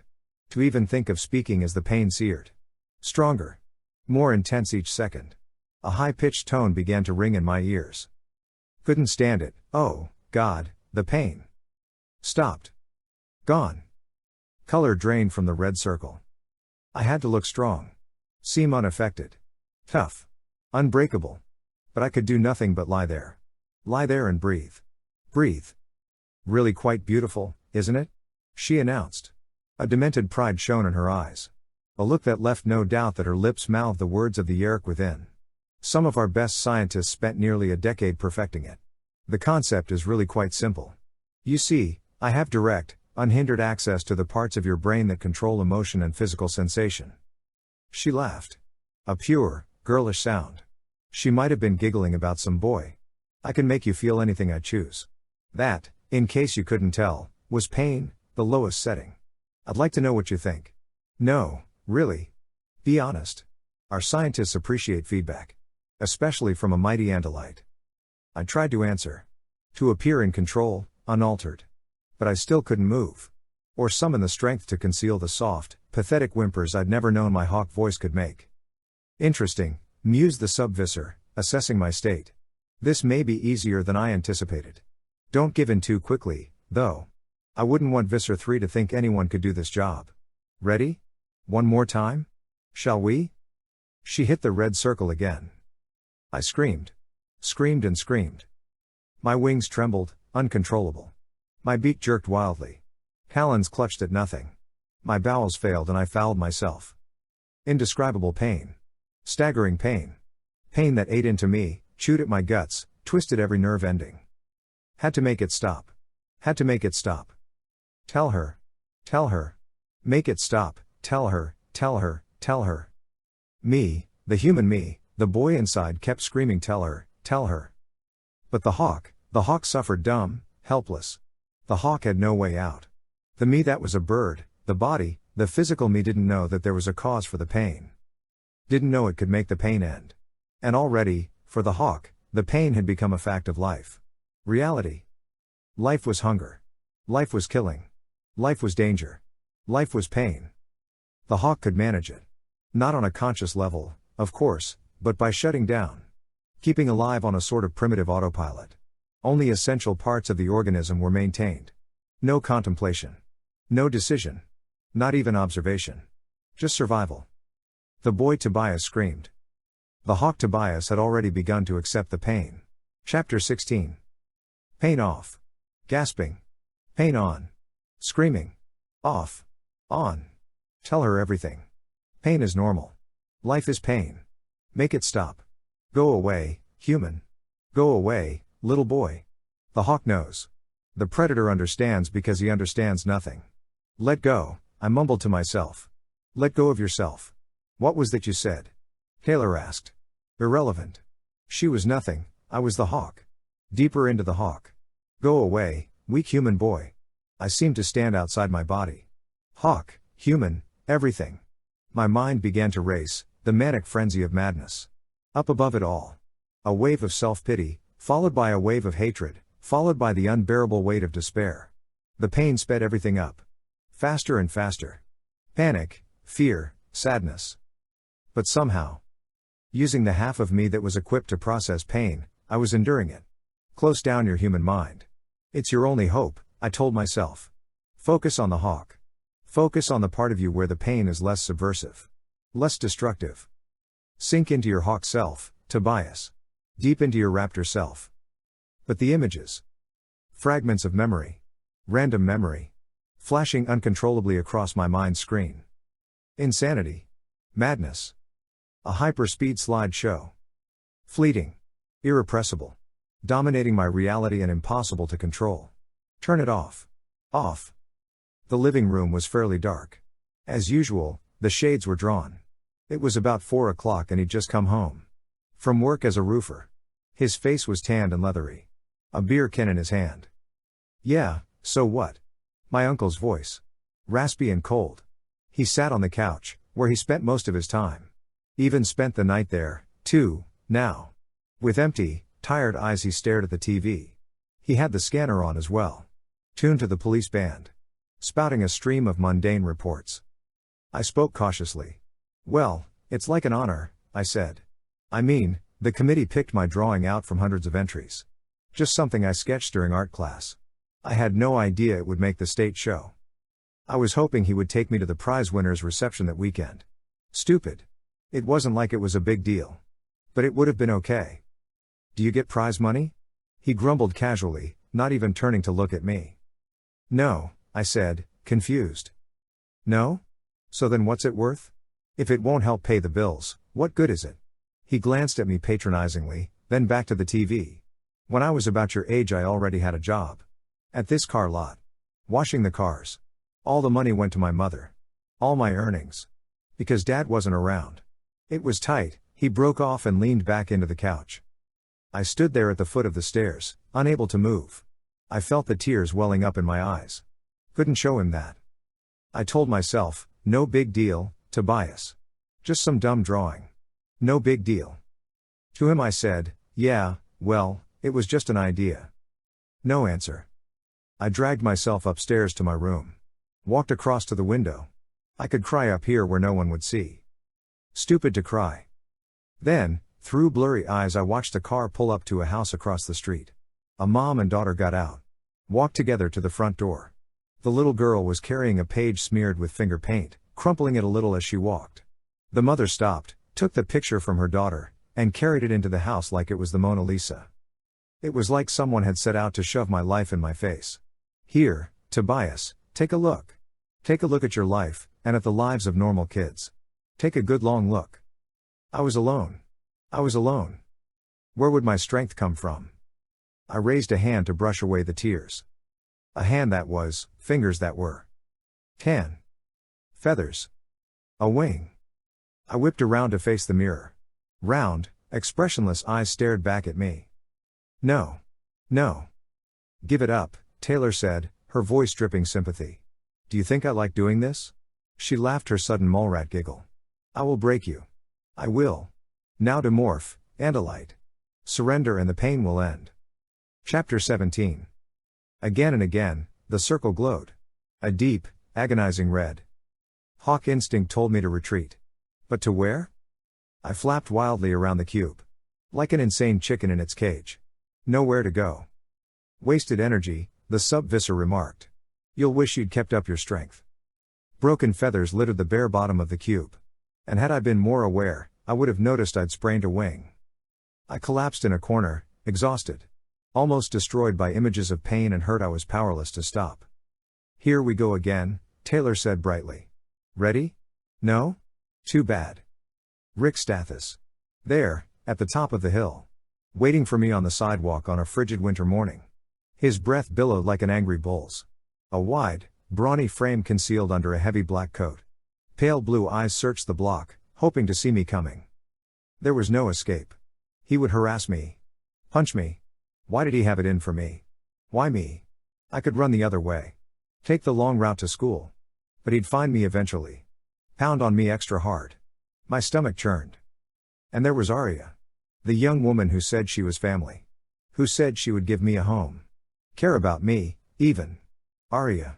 In truth, nothing but a mask, a morph, for Visser Three. Visser Three, plotting my death. I was a dupe. Again. False hope. Never trust, never. Demorph, Andalite, the sub-Visser repeated, her words a low growl. Now I'm just getting bored. Rapid surges of memory now. Inexorable. The cube was hot. Stifling. I struggled to draw a breath. Ah. Rick slammed me against the lockers, holding me by the shirt collar. Bam. His fist against my face. I reached up to cup my bloody nose. But it was hard as bone. Curved. sharp at the tip. I landed on the dusty floor of Jake's attic. Pried the lid off of a Rubbermaid container to eat the food I was too squeamish to kill. Trapped in morph. Forever. Never to morph again. Never to be human again. Accept it. I can't. Staring out at the crescent moon. The stars. I want to go home. I cried in a whisper. But I knew as I spoke I had no idea where home was. You're light years from home, Andalite. The sub-Visser. What? Had I spoken aloud?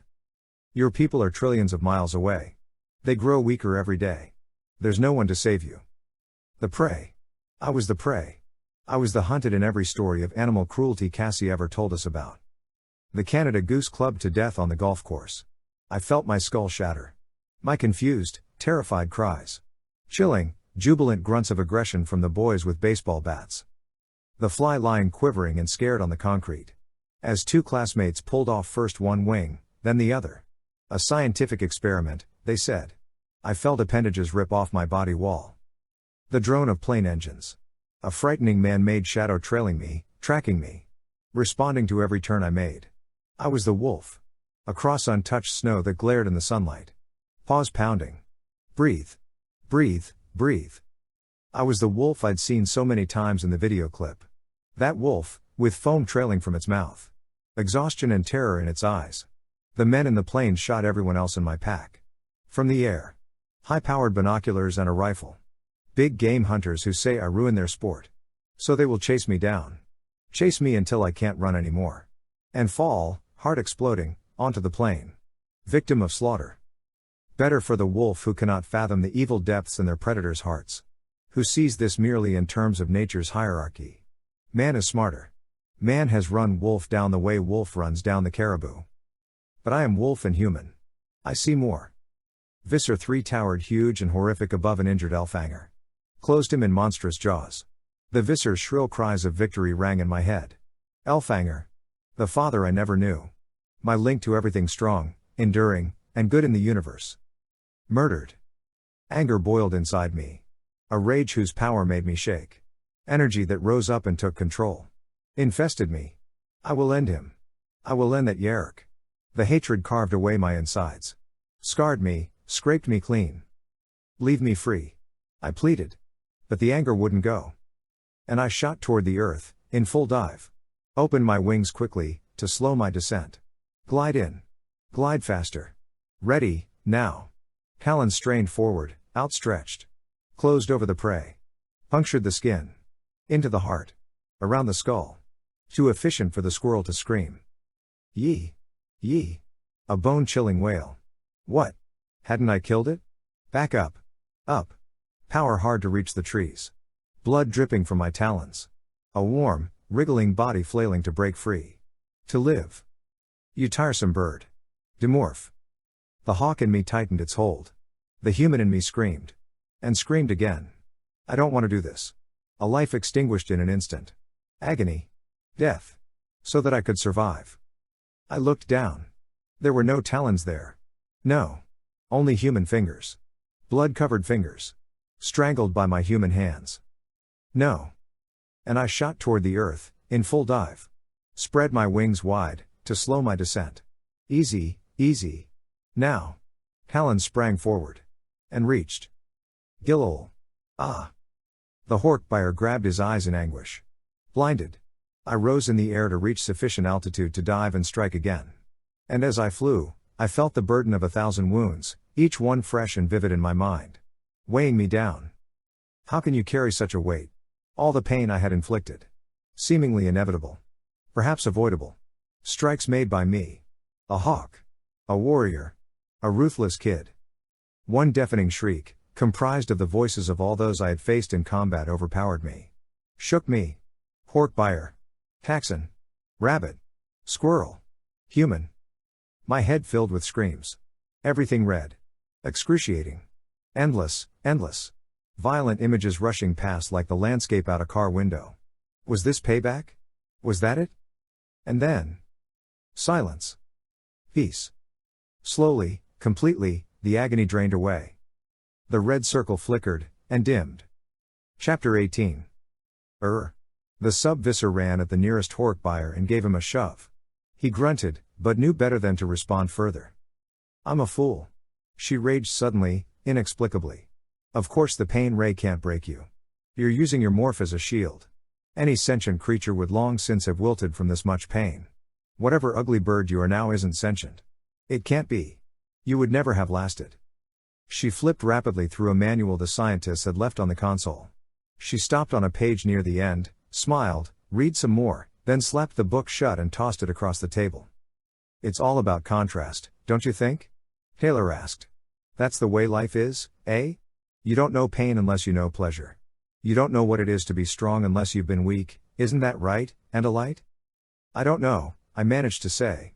Let me know, if you ever become strong. You think I'm weak now? She shrilled. I have you in my power, Andalite. You call me weak? No. No, I was weak. Now I'm strong.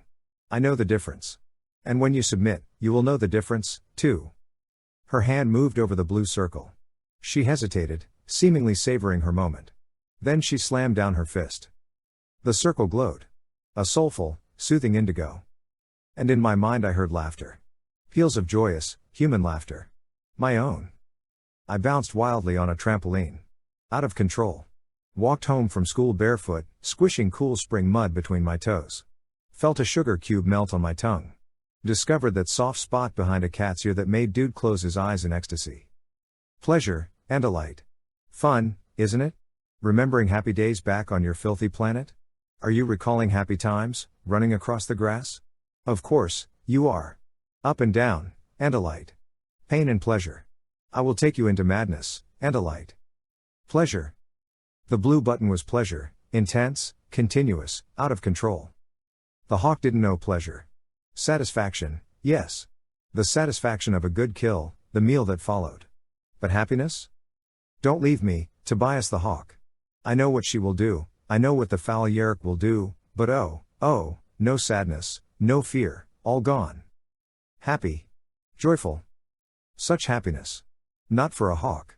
Pleasure was human domain. Purely human. I raced through the garden, stopping at a raspberry bush. Frothy ocean waves crashed against the rocks. A fair weather wind tousled my hair. I picked a berry and ate it. So sweet on my tongue. Sublime. The sun on my face. Young man. From the hilltop house, perched like a lighthouse above the cove, came an elderly woman. Graying hair. A strong, deep voice. Of course. These berries were hers. This garden. I was an intruder. I turned to run. But no, something kept me there. A kindness in her eyes. Into a kitchen washed with light. Walls painted warm tones of yellow. Deep shades of blue. Cozy, comforting heat enveloped me as I neared the stove. And the aromas. Hot cider. Homemade cinnamon rolls. Raspberry tart. When no one else cared, Professor Powers fed me and told me stories. Gave me the illusion of home. You have at most 12 minutes left in morph. Maybe less. Are you a fool? Do you want to live out the rest of your life eating roadkill? Never to know such pleasure, such happiness again? Sudden, hideous pain. Pain, and no hawk to save me. Agony and no escape. No, I was all alone, me, just Tobias, the boy. Pain as if my body was being fed into a meat grinder. Unbearable. Hawk. Come back, save me, protect me. Tick-tock, the Andalite will be a bird forever, tick-tock. She was close by. I couldn't see her, my eyes, red with my own blood, the veins broken. Time's almost up, Andalite. You'll never run free again. Never use that fantastic tail of yours. You'll die, so soon. How long does a hawk live? Rachel? No, the sub-Visser. I want you with me, to be part of me, my life, not to die a bird, not to die for nothing. Rachel? I was listening to the waves crash over the rocks. A late spring morning. The thinning fog beaded on my face as I buzzed the shoreline, then turned inland. Glided over a baseball field, subdivisions, a strip mall. A familiar route to my destination, Rachel's window. I coasted in for a landing on her ledge and knocked gently against the glass with my beak. Dink. Dink. I waited, heart pounding from exertion. Her comforter rustled. Feet patted across the floor. And there she was. framed by the dappled sunlight of early morning. "Hey, you," she whispered with a smile. "Ready for some fun?" "You know it, soaring hawk." The others say morphing makes even Rachel look bad, and I can understand. It strains the definition of beauty. But to me, she looked natural and strong. I liked watching her change. She was an eagle now. And down into a dive. "Yah!" We both screamed, rotating wildly as we plummeted toward Earth in free fall from an insane height. The sand and hills and wharves raced toward us as we dropped. An awesome rush. Now, I cried, giddy. We spread our wings, like parachutes. Caught the air just above a whitecap breaking on shore. We found a thermal and caught the free ride. Up and up and up again. Circle after circle. World's greatest carnival ride. "There is nothing like this, Tobias," she shouted, awed by the sheer joy of flying. We weren't a hawk and eagle on this morning. We were two humans. Rejoicing in the greatest pleasure we'd ever known. Enjoying the gift Elfanger had given us. Rising toward the brilliant, dazzling sun. "My patience is about to end," Taylor said quietly. "Pain. Pleasure. Pain." Who was I? Where? I lay on my back in the cube, staring into an interrogation light. The sun. I watched it burn and shimmer. Intense and warming. "Are you happy, Tobias?" I remembered the Elemist. The voice that came from everywhere and nowhere. And I flapped down from the beam in Cassie's barn to see the clothes Rachel picked for Ax's day at school. Smiling at Marco's sarcasm, "Rachel, he looks like he's going to the country club to play polo. He's like a bully magnet. Even I want to beat him up." And Ax, "Yes, I am fully human. Moon. You moon. Human. Ha you moon." Then, the time I stood next to Cassie. Over a large flower pot on her back porch. We'd all come over to see them. 2 baby rabbits. Parsley and Pansy Marco had named them. "Go ahead, Tobias. It's your turn." Cassie smiled encouragement. I stepped forward with my lettuce leaf. Reached a hand over those 2 tiny, vulnerable little lives. Trusting now, because we'd nurtured them. And the moonlit night I galloped across the field behind Cassie's barn. Ax just behind me. He said the grass there was of superior quality. Richer soil. SKR eat. SKR eat. SKR eat. A deafening alarm. Blinking lights. I closed my eyes again. Still feeding with Ax. Still crushing lush grass under hoof. I felt the pleasure ray shutting down. I realized I was in the cube. Your time is up. Do you understand that? You can never escape your morph. You will be a bird till you die. Who said that? Rachel? Taylor, the sub-visser? Me? Chapter 19. You vile little bird. She shrieked. Who are you? To sacrifice your body. Do you realize what you've done? Still in a stupor, I rolled over and saw her pacing in front of my cube, thinking visibly. Running through her options. If she couldn't present Visser 3 with a new Andalite controller, what was left? Her fear was obvious. It twisted her face. It made her breath come short and fast. While she'd tortured me, her desperation had grown. The Andalite bandits. Give me their location. She stamped her foot on the floor like a frustrated, tired child. Tell me where they are. I demanded. Where are your friends? I was silent. Your childish loyalty is amusing. But you'll learn, Andalite. She spoke the words bitterly and with emphasis. You'll learn that it's foolish to protect your friends. Friends always betray you. I answered instinctively, forgetting to keep up my guard. Mine wouldn't. Oh, wouldn't they? She snapped. She walked back to the table. Toward the 3-color device. I could tell she had more to say, but she bottled it, and said simply, I pity your innocence. Right then I had only one thought. If I could distract her, maybe the torture would stop. If I could draw her out, maybe she'd forget to press the button. For a moment. At least for a moment. What would you know about disloyalty? I said, desperate. She stiffened. You do not ask the questions, Andalite, she roared. I ask. You answer. Her hand hovered dangerously above the red circle. I couldn't take any more. I couldn't. The hawk was defeated. The human, defeated. Me, whatever I was defeated. No more. No more pain. No more memory. Milk-white fingers brushed the button surface. Get her to talk. Appeal to her sense of power. Her pride. You're very pretty, I blurted out. Almost immediately I wished I hadn't. Complimenting this monster made me ill. Pretty, by what I understand of human standards. But she froze. Her fingers lifted from the button. Yes, she said, I know. And touched the side of her face. There was a time when this body, was the prettiest and most popular girl in her school. When I had a party, everyone. I'd struck a nerve. Keep going. Keep her hand from the button. Everyone what? Shut up, Andalite. Be silent, and suffer. He's going to kill you. Feed you to the Taxons. Or do the job himself. That stopped her. You failed him. Visser Three won't tolerate failure. You know that. But I guess that's life in the happy little Yeerk empire. She looked hard at me. She knew I was trying to provoke her. She knew I was trying to delay the pain. She also knew I was right.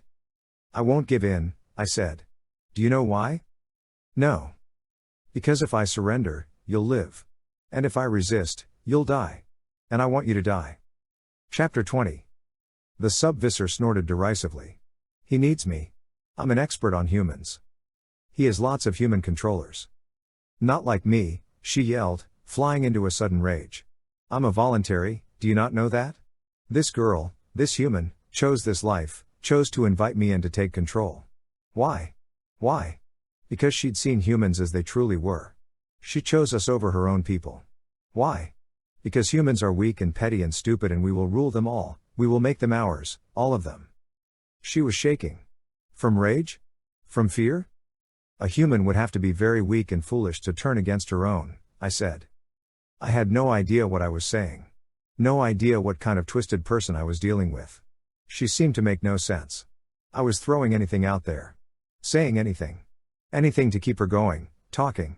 Away from the button. Weak? Foolish? When she walked down the hall at school, there wasn't a boy who didn't dream she was his. She came right up to my cube. Her breath steamed the glass. Not a girl who didn't wish she were her. She was homecoming queen. Tennis champion. Student body president. She was the princess, and the school was her court. What was going on? I'd never heard a Yeerk talk this way. This was Taylor I was hearing. At least as much as the Yeerk inside her. That doesn't add up, I pressed. Not to becoming a voluntary controller. She ignored me. Her eyes scanned the air as she searched her mind for the past. There was nothing she couldn't do. Had it all. Humans have pleasures that Yeerks, a different world of senses, of sight and sound and touch and, nothing she couldn't have. The memories, when we first came together, I went through them all, of course, you have to when you first infest a new host, and they were so. Suddenly, she fell to her knees on the cold, barren concrete. Then the fire.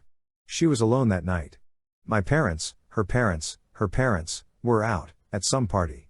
Taylor shook her head and her blonde hair glimmered. I still don't know how it happened. How it could have happened. When she, woke up the house was blazing. Flames attacking my door. Crackling outside my window. Smoke everywhere I couldn't escape. She covered her face with her hands. Hands that I had seen change. Hands I knew were artificial.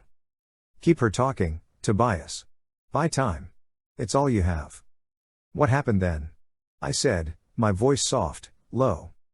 Terrible, she said. Horrible. The pain. You can't, well, yes, maybe you can imagine. We lost our left arm. Her right leg. And my face, some came to see me in the hospital, some friends. Never again, after that. Word went around. She's a monster. She's hideous. One day I was queen. The next day, nothing. But the sharing, they cared? I chanced. They held out friendship. Hope, in her darkest hour, they made me believe that her life wasn't over. That I had a future. Then came the offer, if she, would enter their center circle, take advantage of everything they had to give me, they would repair her body. They had their own members' hospital, they said. Incredibly advanced technology. I would be whole again. I would be what I once had been. Taylor scrambled to her feet. She plastered her hands against the glass of my cube and stared at me. Her glare was intense, compelling. As if she were trying to make me understand. Maybe it seemed a little weird at first. She slammed her palms against the cube and I shuddered. But all I could think about were the kids at school. I hated them for forgetting me. All she wanted was for things to be the way they had been. I wanted to be envied. Envied. Do you understand? She demanded. I wanted all of that, all the memories, the sweet, perfect memories, I wanted to live that life. She's crazy, I realized. She's insane. The Yeerk. The girl. The line between them all confused. Hawk. Boy. Yeerk. Girl. I had a terrifying moment of understanding. Pity. To be the human girl, desperate, terrified, alone, all alone, needing someone to look at her without cringing. To be the Yeerk, hungry for sensations that were so intense, so powerful compared to the dull, blind life of a slug. I took the deal, Taylor laughed dryly. 2 controllers helped me. In my wheelchair, I waded down in the pool, not knowing what host. I'd only ever been horked by her before.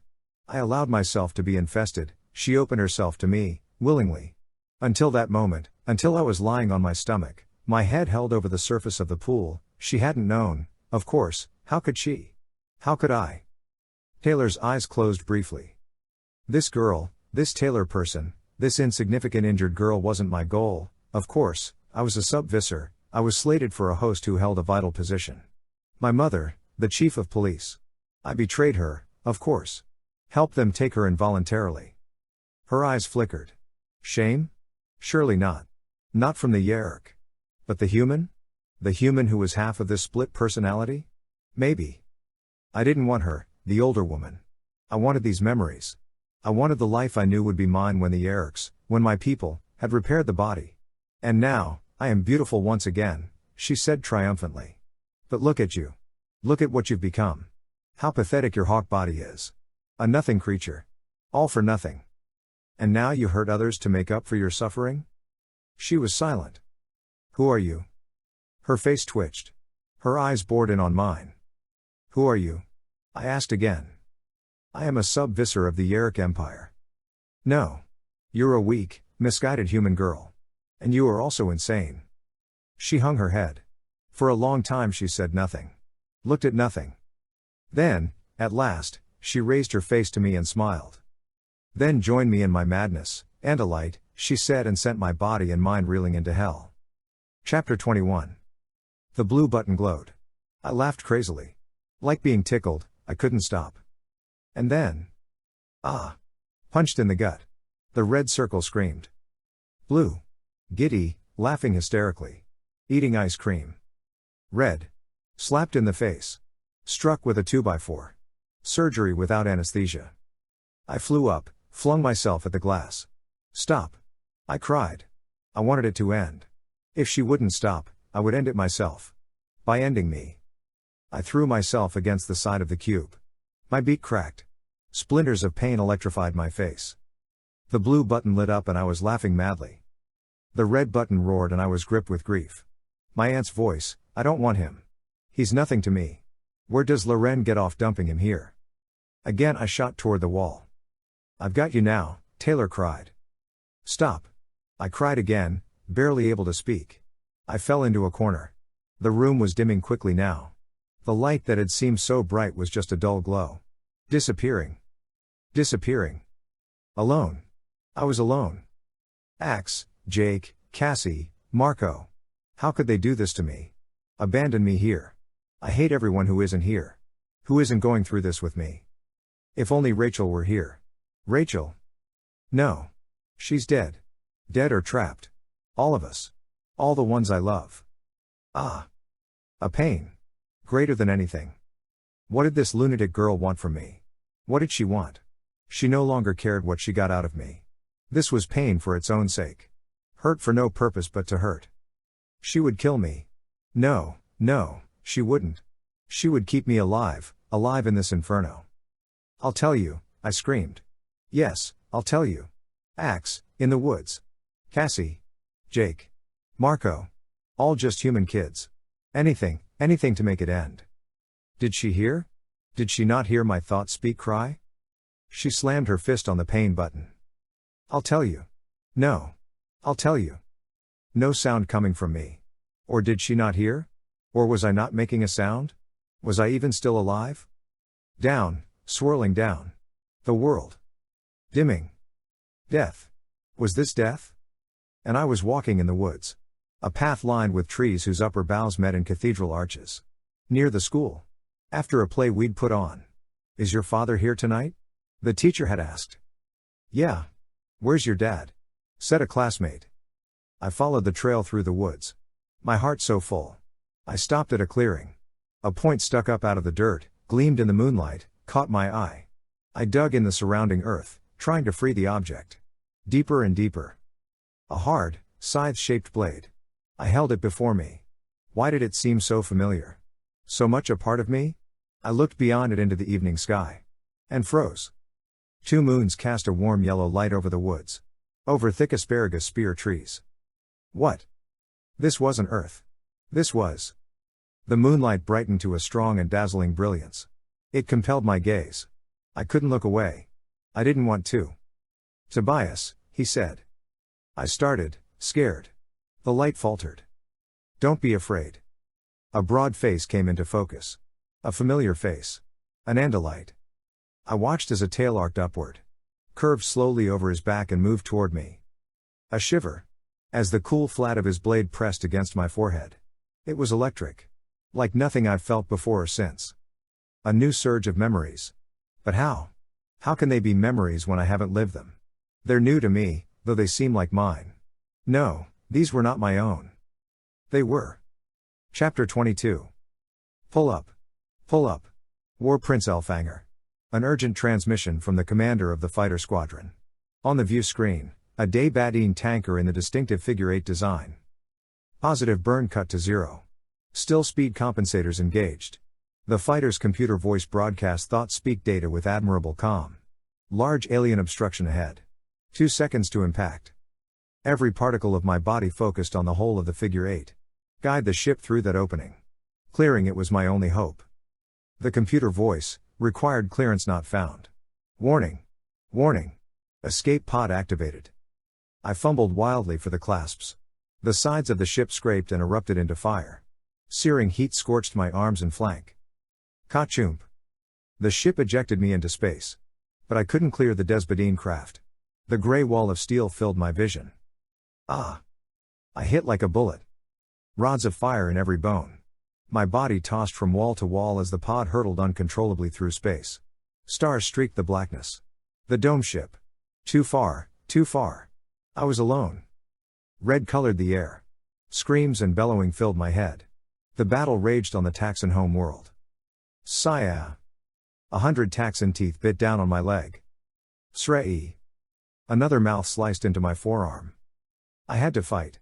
Kill to survive. Swing. I whipped my tail up from my rear and sliced clean through his belly. Skrei. A cry of horror I will never forget. My first kill. I looked at the second Taxan. Into those gelatinous eyes. Those who say you can't read emotion in Taxan eyes are fools. I saw terror there. A plea for life. My heart's pounded. Nausea. Snah. I cut a gaping hole in its side. It released my arm. Fell to the ground, shrieking in agony. I turned, and with a retching noise expelled the morning's grass. So this was war. I stood on the grass near the dome ship's lake. Stared into the crystals that grew up from the water. A seductive, hypnotic green. Loren. I longed to have her here next to me. To hear her say my name. To see our son. I performed a ritual for his safety and health. 5 years since the Elemist returned me to my proper time. 5 years since I left my life on Earth to resume Andalite form and honor my duty. And I thought of my future. Would I accomplish anything in this fight for freedom? Was the struggle, the pain, the loneliness endured in vain? Would I die before I defeated the enemy? The icy tail blade against my forehead cooled my fevered mind. Kept me alive. You're not alone in your suffering. You may die, Tobias, but never alone. You are one in a legion of great warriors. Valiant Andalites who have died for freedom. Your lineage is courage and bravery. If you live, you carry our torch. A burden carried by many. A singular honor. The brightness began to fade. A final, overwhelming surge of things lived by Elfanger. Warrior. Intellectual. Oh, how he had lived. Endured. Accomplished. A sense of purpose. Things I couldn't comprehend. Things I could. Things I might become. Dimmer and dimmer. To a pinpoint of light. I felt my body shudder and I knew that I was dying. That pinpoint was life. I'll make the Andalite filth talk. Visser Three's far off, threatening voice struck my ear. Hold to the pinpoint. Hold. Just as the light was about to extinguish, I felt the torture device flicker and stop. The pinprick of light began to grow. Until at last I no longer looked into darkness, but saw the cube around me. I was flattened against the floor. Defeated, but alive. The last, fading strain of Elfanger's voice. Out of a respect for life, you have to endure. Chapter 23. This will make him talk. The thought-speak voice of Visser Three. He stood behind Taylor. Her face was blank. No emotion. Then I saw her glance down at the floor. At the hatch that opened onto the starved Taxons below. 2 Hork-Buyer banged through the door just behind the Visser. They carried a thick pole slung through a large wire cage. In the cage, a bald eagle. An eagle. Rachel. It must be Rachel. The Visser could hardly contain his enthusiasm. This eagle was found near the community center. How audacious and foolhardy of your friends, Andalite. For we have seen the bandits use this morph before. He swaggered confidently toward my cube. Pointed a long Andalite finger at the eagle. Tell me all you know. Or I will feed your fellow Andalite to the Taxons. No, I whispered. No, I started to speak. I struggled to focus my eyes. To see past the leaden veil of fatigue. The bird was badly injured. With a broken wing. Blood ran down its leg. Feathers matted and missing from the chest. I breathed. Speak. Or he dies. The Visser roared. You'll get nothing from me, Yeerk, I said. You dare defy me. You dare resist. He swung his tail blade and whipped his stalk eyes savagely. Now. He screamed. You want me to open the hatch? Taylor asked.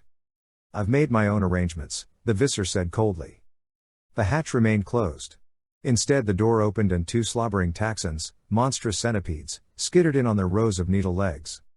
Red, globular eyes wiggled anxiously. Long, thin tongues smacked hundreds of razor-sharp teeth. Open the cage. Shouldn't we torture it, Visser? Taylor asked, her voice tight with excitement. This one might talk. We might get results. No. This one will die. That one, he pointed at me, will talk. A Hork-Buyer undid the latch. The Taxons rushed the cage, knocking it over in their eagerness. The eagle flapped and squawked, but it was over in a few bites. I was coming back to life. I even tried to rise. The Visser peered in at me, disappointed. But no longer in an eager rage. Kill this one, too, he said flatly. But do it slowly. See if you can, at least, do this much well, sneered the Visser as he turned and left the room. This would be it. I knew that. I would die in the next round of torture. I would try to die well. I braced myself for the attack, took a last look around the room. It was just me, the sub-Visser, and 12 hulking Hork-Buyer. And I stumbled back. Already so weak. The sub-Visser mocked. And we haven't even begun. No way. I had to be hallucinating. My frazzled mind was playing a trick on me. This couldn't be real. I knocked my head against the glass just to make sure I was conscious. I was. So what I saw growing up from the floor, behind the sub-Visser, was no mirage. Silently, unseen by all but me. A single Andalite emerging from flea morph. Chapter 24. A smooth blue chin emerged from piercing, sucking mouth parts. Andalite arms sprouted from tiny flea legs. Ax? Another hallucination. It had to be. And yet, there he was, rising up from behind a solid dozen Hork-Buyer warriors. Tobias, he whispered. Do not let them see you staring. Ax against 12 Hork-Buyer? Impossible. The others jumped off outside, he said, as if he'd read my mind. They will be along shortly. As soon as I open the door. We morphed fleas to travel on the body of the doomed bald eagle from Cassie's barn. Could I believe my eyes? My frazzled mind? The Chi have secured an escape route, he added. Hear me, Andalite, Taylor said to me. You've caused me to lose the Visser's trust. You may well have destroyed me. And now, I will make you pay. Oh, yes. I've given you pain. I've given you pleasure. You've experienced them in succession. But never both at once. I will tear your mind apart. I tensed. Praying that I would survive. Thwop. Ax's tail slapped the door handle. Thwop. The nearest Hork-Buyer went down, not even knowing what had hit him. Sudden explosions of violence. A flash of Marco, huge and powerful in gorilla morph. A tiger, slashing. Hork-Buyer running. The wolf, so fast, so accurate with its dangerous white teeth. And the bear. The huge, slashing, bellowing, death-dealing grizzly bear in a rage. Rachel. She looked at me. Even with dim bear vision she could guess what had happened to me. 5 Hork-Buyer were dropped in as many seconds, 3 of them from swift, brutal encounters with Rachel. Marco shoved Taylor rudely aside.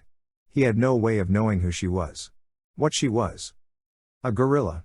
She yelped. Oh, it's a gorilla, all right, lady. Marco yelled. But this here is the new, improved gorilla morph. Now with tools. He reached the wall and heaved a grappling hook into the air. Over a steel beam. It clanked and connected. Stop him, Taylor yelled. Stop him. Climb, man. Climb. Jake coached. 3 Hork-Buyer dashed after Marco. Jake let rip a fearsome roar. The remaining row of warriors lunged. Seized on Jake with blades flashing and harsh shouts roared in the Hork-Buyer tongue. Goffrash. Gulfurch Andalites. But they hadn't checked their backs. A blur of Andalite tail blade and one was down. A snarl and chomp of wolf jaws and another fell to the floor, cradling his leg. That left 5. 5 dazzling, muscular machines of destruction. Marco leapt at the wall. Feet against it, hands clutching the rope, he climbed quickly toward the ceiling. Nostrils flaring. His small eyes widening as he strained in rhythmic grunts toward his goal. The girl. I yelled. Taylor was running for the weapon cabinet, torture device in hand. Cassie grabbed her heel. Yanked back and forth. Get off me. Yeah. She slammed Cassie across the muzzle with the control device. Cassie yipped and lost her hold. Marco was swinging from conduit to conduit now. Flying across the ceiling like a giant monkey in the rainforest canopy. 2 Hork-Buyer were in pursuit, just one swing behind. Another midway up the rope. It wasn't hard to tell they had evolved as tree dwellers. Marco grabbed for a smaller pipe. Wah! It was no pipe at all. Just a bundle of wires, unsecured. They began to snap under Marco's weight. Key. Kk. Sparks flew as the wires broke. But Marco held on, clutching the cable like a vine, swinging desperately to reach the cube. One of the Hork-Buyer dangled from a nearby beam. He raised his elbow blades into position and slashed the wire. ZZZZZZZ. KKKKKKK. ZZZZZZ. A blue flash. A visible charge of controlled lightning arced from the wires to the Hork-Buyer. He shook and trembled in the grisly grips of electrocution. I looked away. He dropped to the floor. Thwump. 2 mammoth gorilla feet struck the top of my cube. It swayed violently and smacked me against the wall. Sorry, man. Marco yelled as he wrapped a giant hand around the steel cable that suspended the cube. But there's a time for delicacy and this ain't it. He tightened thick fingers around a bolt head, securing the top of my cube to the cable. He twisted with all his might, trying to loosen the connection that held me a helpless, dangling prisoner. Boom. Boom. Boom. Boom. 4 claw-like Hork-Buyer feet etched the top of the cube. Sent it bobbing out of control. Ah! Marco scrabbled to find his balance. The Hork-Buyer flailed, looking for a hold. Gillah! One slipped off, unsuccessful. Floomp! Hsh. He crashed to the floor. Green-blue blood began to ooze from his chest. Impaled on his own tail blade. We were an out-of-control pendulum. How could the other Hork-Buyer maintain? And then I saw how. He had found a hold. And the hold was Marco's flank. Marco fell to his knees on the cube. His face, contorted with agony, teeth bared, pressed onto the glass. Ah! He screamed. The Hork-Buyer, eyes bulging from strain, muscles flexing powerfully, struck again. PTT. PTT. PTT. Red droplets began to spatter the top of the glass. The Hork-Buyer had slashed and embedded a wrist blade deep in Marco's flesh. The more they struggled, the more we bobbed.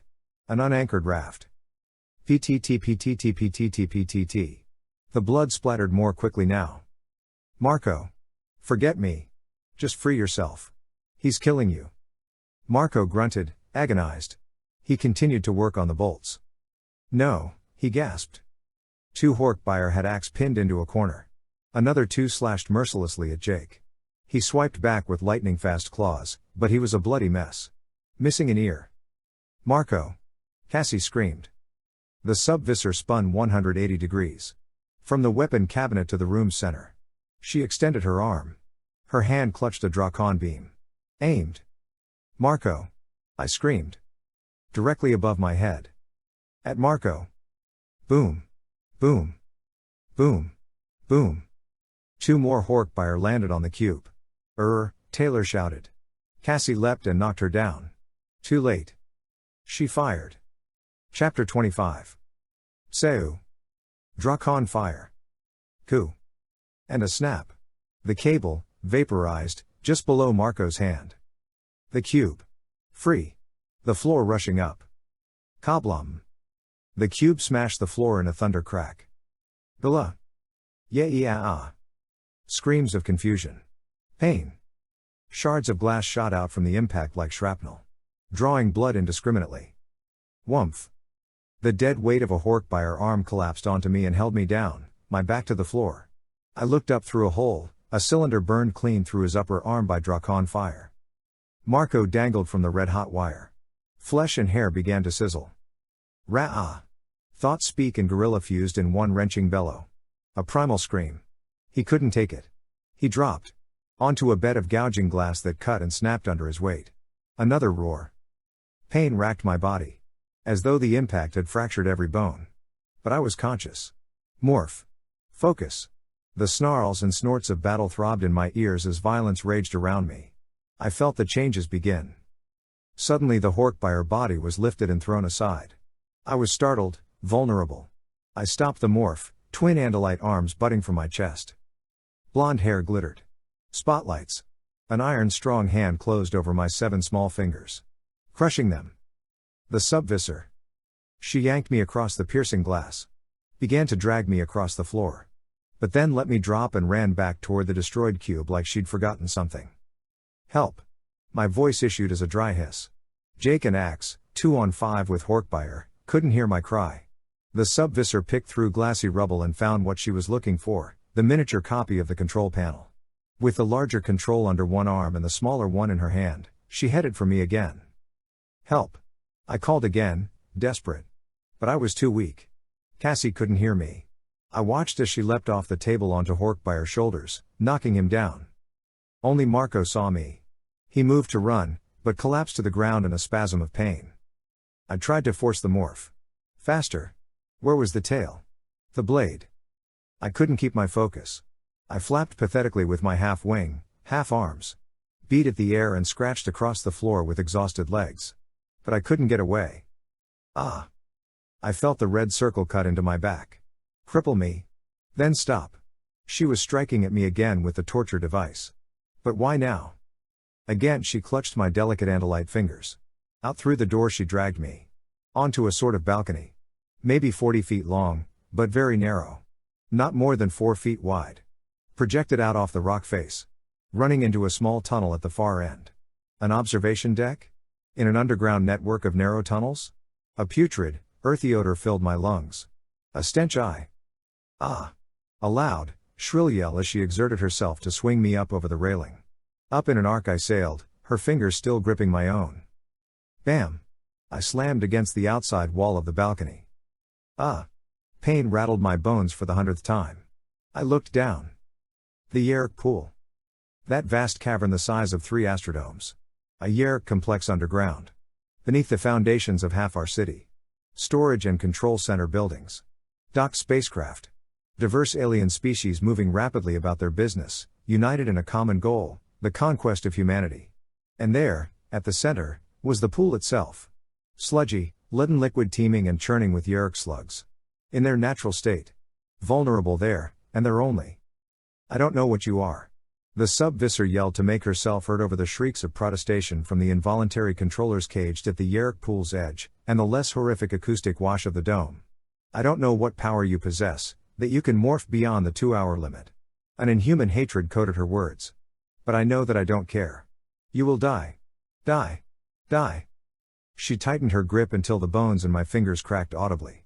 And then, she released her hold. Chapter 26. Die. Die. She shrieked. But I clung to her.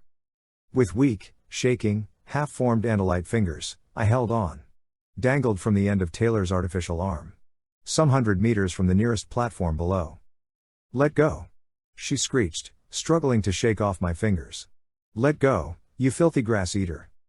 Still holding the smaller control device in her other hand, she moved to pry off my hold. The device slipped out of her hand. I looked down and saw the control device replica still falling. Huonk. It hit a metal storage building and ricocheted off the wall of the lower landing. I didn't hear it splash. But I watched as it landed in the Yeerk pool. "No!" she screamed. With one violent wave she shook me from her hand. "Ah!" I clutched wildly at the stone face of the balcony wall. Amazingly my talon caught on something. About 3 feet down. And with weak, broken fingers I grasped a rough, small protrusion. My heart hammered. "You little," she strained to reach me. To knock me off and send me careening to the cavern floor. I was just beyond her grab. It was a matter of seconds now. That's how much longer I could hold on. My fingers were slipping. I was heavy. I was running on nothing but adrenaline and that would give out in. "Ow!" An enraged roar. A roar I recognized. Taylor started to turn, but too late. 2 brown claws closed over her shoulders, pulled back before she could scream. I heard a thud and I knew she'd gone down hard. A grizzly bear claw reached over the balcony, gripped my back, lifted me up. Taylor lay incredulous on the floor. I focused on finishing the morph to Andalite. Rachel's mass filled the balcony. She began to growl. Deep, continuous. She picked the sub-visser up off the floor. Taylor struggled, but without result. Rachel's grip was unwavering, strong. She bellowed an animal cry of retaliation. For a split second, time froze. And I saw Rachel and Taylor face to face. One strong. Her morph a crazy manifestation of an inner strength and bravery. One weak. This girl for whom appearance had been everything, honor nothing. This poor girl whose weakness had made her easy prey for the Yeerks. And I felt pity. Pity for my torturer. Rachel's claws closed on Taylor's neck, crushing her esophagus. She was turning blue, suffocating. "Help!" she rasped pitifully. "Someone help me." "Rachel." "No. Rachel, don't do it. She dies, Tobias. For what she did to you, she dies." She moved as if to slam Taylor against the wall. "No." I yelled. "Rachel. No." Rachel turned to look at me. Hesitated. Then dropped Taylor like a crumpled candy wrapper. The sub-visser fell to the floor and scrambled for the door. "You know she should die, Tobias," Rachel said. "She will," I said. "This is the Yeerk who lost a prisoner. Leave her to Visser Three. What she did to you." "Rachel. Be Rachel, not her." Chapter 27. It was a windy day. Sunny. We were all there, all but Rachel who'd had something to do with her dad. We were all in human form. Even Ax and me. I sat on the sand at the beach. The breeze whipping my hair. The waves racing up the shore. Ax was sitting next to me, unpacking a kite he had made out of scrapwood strips and paper bags. Untangling the string. Preparing for a test flight. A human hobby he said he found unaccountably peaceful. Cassie was down nearer the water, scanning for any injured life. Jake and Marco were playing catch, forcing levity. Jake rocketed a flawless spiral through the air. "Ax?" I said. "Yes, Tobias?" I had a lot of hallucinations back there. A lot of crazy visions. I tried to keep my tone casual. I paused. But there was this one. It was just so real. I mean, as real as if I had lived it. It was Elfanger. Ax looked up from his work. He stopped fussing with the string. A series of memories so intense. I was drowning in pain, Ax. I really thought I was dying, and then, all at once, I felt the icy cool steel of a tail blade against my forehead and eye. Ax made a sort of gasping sound and dropped his spool of string. His eyes were wide with a startling intensity. "A blade? Against your forehead," he trailed off, his voice quaking with surprise. "Ax. What?" He was clearly disturbed.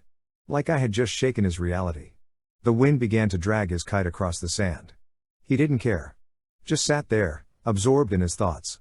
I ran after the thing and brought it back to him. He shook off whatever it was and regained his customary composure. "No," he said, more to himself than to me. "It's all nonsense, of course. We are a rational people." "What is it, Axman?"